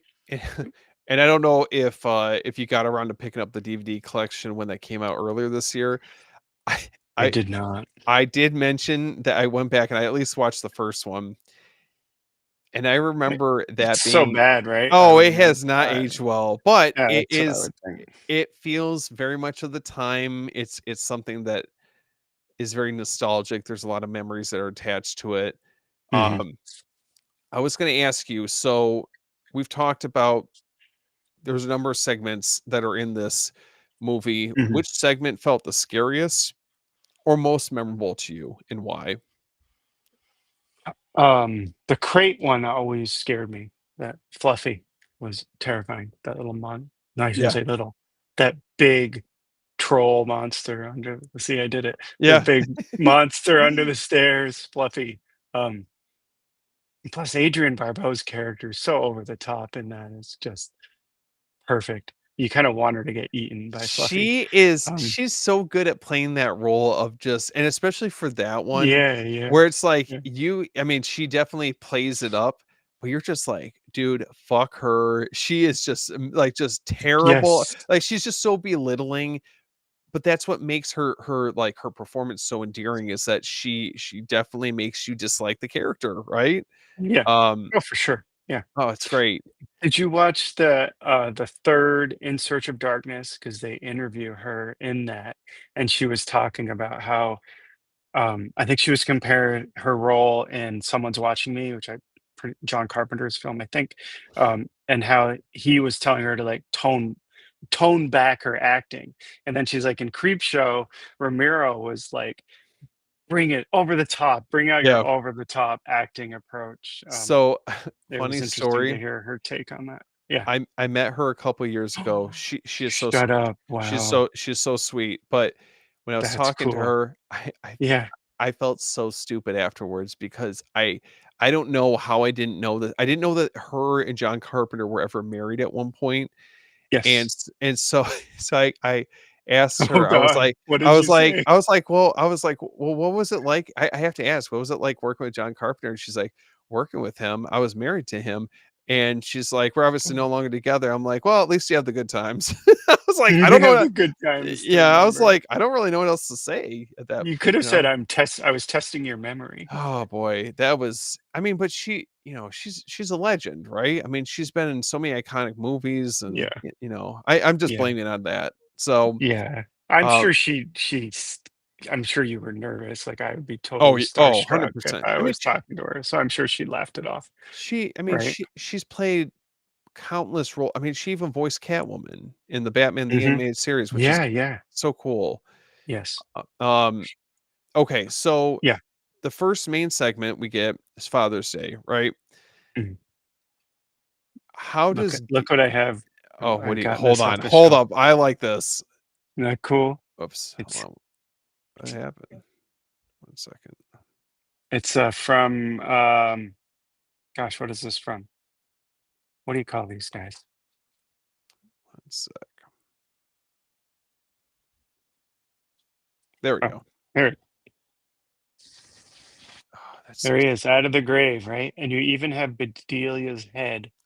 Oh, you can't see it. The cake I right can see there. it. Yeah, you can kinda see it on the side there. Yeah, you have Bedelia's Oh head. my god. But I don't open any of my collectibles, so So do you there you collect go. figures like that, or Yeah, I do. I've got a bunch of like the NECA. This I don't have a whole lot of these. I don't even there know you what go. these are called. Do you know what these are called? I Doesn't even say. I don't. Just says horror action figure. Mega. Yeah, I don't know. Mega Corp. The last thing I need is another collecting hobby. So here you You go. know? Yeah, no, I'm all, yeah, of course I hear you. Yeah, I'm all over yeah. like the I was into the handmade by robots for a while. I got a bunch of those here. Oh, And okay. I got a bunch of NECAs, not behind me, but I have a bunch over there and over here. Um, That's so cool. but what about you? Do you collect figures too? Collectibles? No, it's I would say between, like, 4Ks and Blu-rays, like, VHS is kind of like my side hobby. I had a Mm, bunch that I had from growing up, and then a lot of them as time has gone on. I usually go to, I have a couple spots locally that I go to a lot. So Static mm, Tape out in Muskegon and Alive okay. Again out in Grand Rapids. So both of those places highly recommend. I've had the guys on here before for previous After Dark episodes, but good Oh, friends of cool. mine, great people. Cool. Now, Mm, awesome. okay, so in Father's Day, how does guilt and family tension create suspense in this segment? Do you feel like it's effective? Well, in a humorous way, yeah. Bedelia, right? Yeah. She's the peach. They're all kind of awful people. Oh, Um, yeah. who's the guy in it that's the famous actor? I'm drawing a blank. Mm, The I got bald haired guy, that guy. I feel like his that one scene in that when he dances with the girl, his wife in it. Um, Oh, Ed Harris. Ed Harris, Yep. yes. It's so awkward that it's comparable to Friday the 13th Part 4, the dancing in that. Yeah, Someone should put those side by side, I could see and I that. bet it would be hysterical and put, like, the dance where, like, Wednesday Adam is dancing, put that Yeah, yeah. song in, and just have Ed Harris and George McFly, I forget his name, dancing. I think that, Am I onto something or am you I might be crazy? onto something, Yeah, there you but go. I will say this is one that I always look forward to just having an excuse. Like you were talking about earlier, you have an Mm, excuse to rewatch this movie mm, around Father's Day. mm. Um, Yeah, what else do we have outside of that? Stepfather? And don't get me wrong, I like that movie. Stepfather, I love Stepfather. Stepfather 2, Yep. there is a movie called Father's Day, it's kind of a trauma-esque, Okay. um, film where I think there's a villain going around cutting off guys' genitals. Mm. Um, Hopefully yeah, we don't ever cross paths. yes. Um, Yeah, so Now, there you go. Those are the ones that come to mind. But fair. I have it down here. Anyway, keep going. I'll show it to Well, you later. yeah, no worries. And so this one's obviously very iconic for a reason. I think that this is Mhm, where we get that first taste of the over the top EC Comics, over mhm. exaggerated special effects from Tom Savini. Yep. Um, I absolutely adore this one. I think that between this one and um the crate segment are two of my Mhm. favorites. This one is Yeah, just so hard to beat. agreed. Now, this leads us into the lonely death of Jordy Verrill. Um, Mm, is this segment scarier because of its slow escalation with Stephen King, mhm. or the grotesque transformation that takes place in it?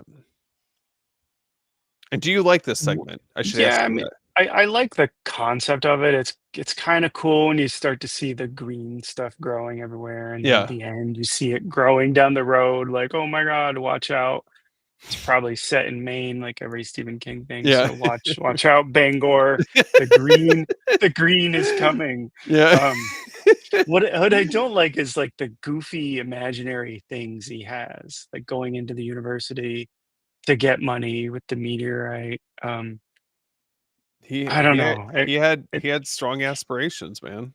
That's true, yeah. It It doesn't never end well for Jordy. It's almost like I feel Mm, like it's just so sad. I don't know what it is about it. It's just like it's so depressing the way that it ends. It mm. kinda reminds me of, like, The Fly. Yes, because you just wanted to be human. Help me be human. That's what Jordy wanted money and fame. Um, but I think you're touching upon something because Yeah, before the meteorite even lands, Jordy is in a very sad spot in life. His yeah. lot in life isn't the greatest. And then this green stuff arrives and it just gets worse for Jordy. It's not a Mm, blessing, it's a curse. true. And Um, watch out, Bangor, it's coming. yeah. Now, how do you think Stephen King's performance amplifies the horror of the creeping plant that you're referring to? Mm, I don't know. He kind of plays it. I think goofy is a good way to describe. Mhm. He presents him as a very mentally challenged individual. Um, yeah, I don't know. It's weird because it's not really horror in this one. It's more Like sci-fi? comedy, sci-fi. Mhm. Yeah, it feels more like an Outer Limits than Creepshow. And then, let's see, so moving right along, we Mhm. have our 3rd segment, so Something That Tied You Over, featuring Leslie That's Nielsen, that's so much fun. Yeah. Ted Danson, Galen Ross. Um, Mm. so how does the revenge-driven story create tension and fear with this segment? Well, it's just perfect. I mean, how many times have you thought, would I be able to dig my way out of that hole? Um, or how long could Literally and mm, kinda metaphorically, really. well, yeah, that too.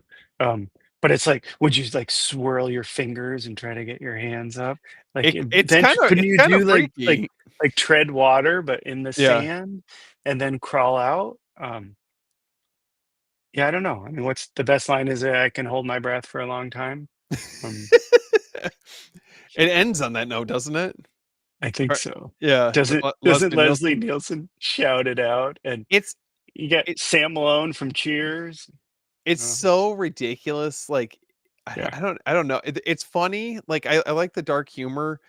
Mhm. This is one that I always look forward to getting to because it's like a nice bridge between, the Yeah. first 2 segments, and once we get to the crate's obviously a little bit Mhm. darker.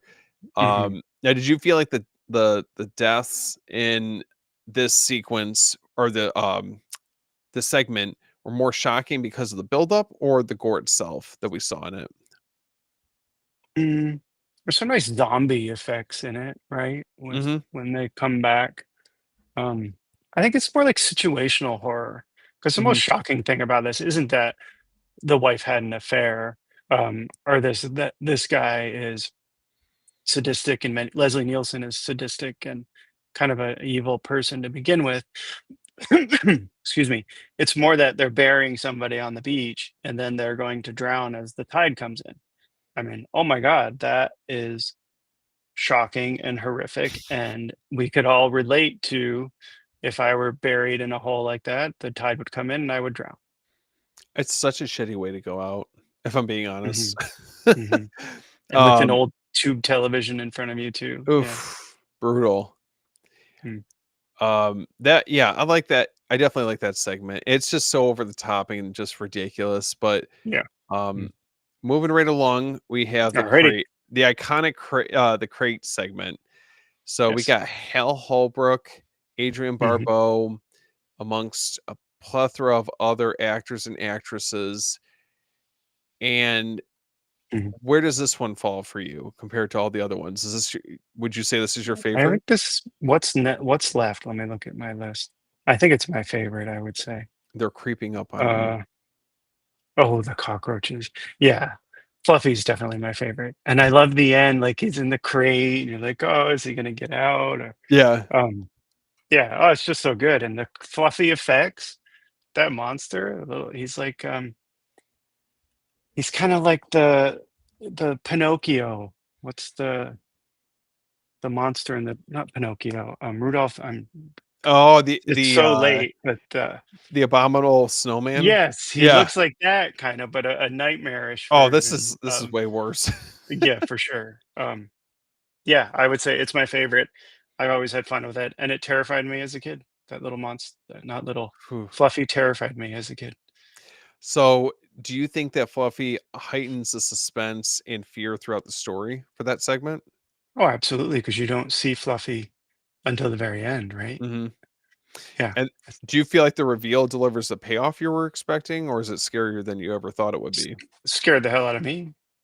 Yeah, so I think so. What come on, what do you think? Do you Yeah, have nightmares yeah, as I a mean, kid when it Fluffy's was well, it coming was out? yeah, I'm not gonna lie, the scenes where, like, it goes, like, that striking, like, red color where like, Mhm, reaches out, mm, I'm like, "Dude, fuck that, man, I'm good." Like, yeah, I'm gonna yeah, leave that crate alone, I'm not even touching it, I'm moving 2 towns mhm, over.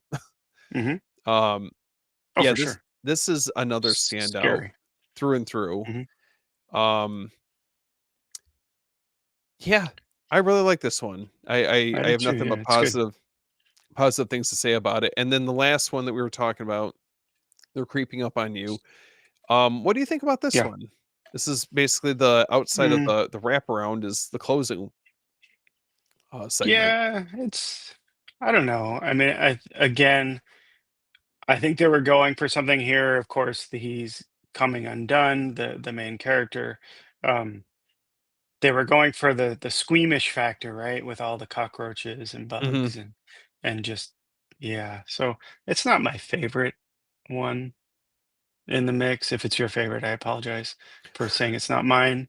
Um, but I don't know. What do you think about it? It's I don't think it's the worst, Mm, but there's definitely, like, the ones that we were talking about. I think that those ones hold up a little bit better.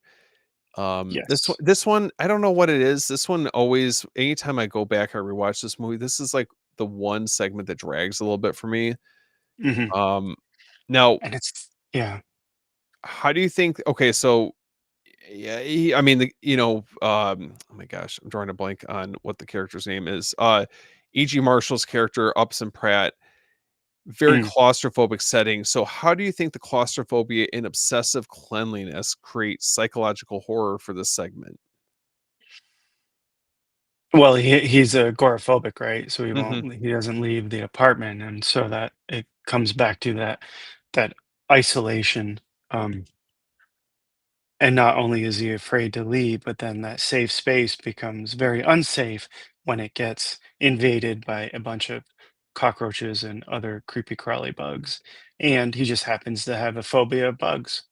So are the bugs really there? Probably not, but It's an unreliable narrator. unreliable narrator, Yep. yes. So you're sort of going through like his because his mind starts to unravel, right? Yeah. Mhm. Hmm. Well, what do you think? What would you say about it?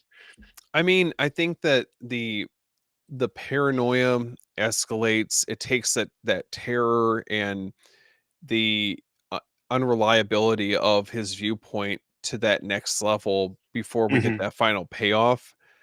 Yeah. Um, I think that for the segment, yeah, it's not my favorite, but I think it still works for what it's trying to do, right?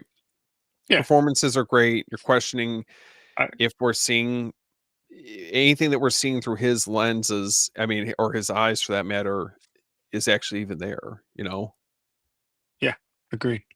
Um, And and it all those damn cockroaches. So I don't know if I mentioned this. I did talk to John Harrison about a year or two ago about his book that came out, and oh, no way. the name escapes me. I have it right over there, but I can't read it from here. Um, we talked about Creep Show and those cockroaches. He said it was a huge challenge filming those cockroaches because what you don't understand is when you open up the box and let the cockroaches out, they all run away. Yeah. He's like, so we had very limited time to record them before they would run away. And he said they brought him in from like the Amazon. I don't know why I'm just remembering all this. He brought him in from like Wait, the Amazon did you do, like, an and actual, like, interview with him? with him. Yeah, yeah. I did Oh talk my with him. god, fucking forget about it. That's crazy, man. Oh yeah, it's on my That's YouTube channel. I'll that's send so you a co link to it. okay, Yeah, absolutely, yeah. man. Oh, it was cool. Um, Dude, let me see if he could do it again. I was thinking about reaching out to him just today Oh to my see if god. he and Greg Nicotero would be willing to sit down and talk about the Creep Show series. And I think he has a new book out. And since I've already interviewed him before, I bet he would say yes. So if he does, I'll invite you to join Oh my too. god, Um, please. I though it one or the other, like, either of them. I mean, they've just had such an impact on, oh everything that yeah, I it hold near and was dear. yeah, it was so cool to chat with him. But anyway, what was funny, he said, so some of those giant cockroaches that they brought in, he said there's no way that we contained them all, and there are still strands of them living in New York City. He is sure of it, or something like that. Wherever they filmed it, he's like he knows He's responsible for it. some of those giant cockroaches escaped and are now flourishing years later. That's incredible. And Uh, okay, so just to bring this full circle, which oh my segment gosh, yeah. had the I know, I've kept you up Ooh, we way too went late, long. Aaron. It's fine. Um, I'm but delirious, and at this point, I you can ask me anything. which segments had the most memorable gore or visual horror for you? Um,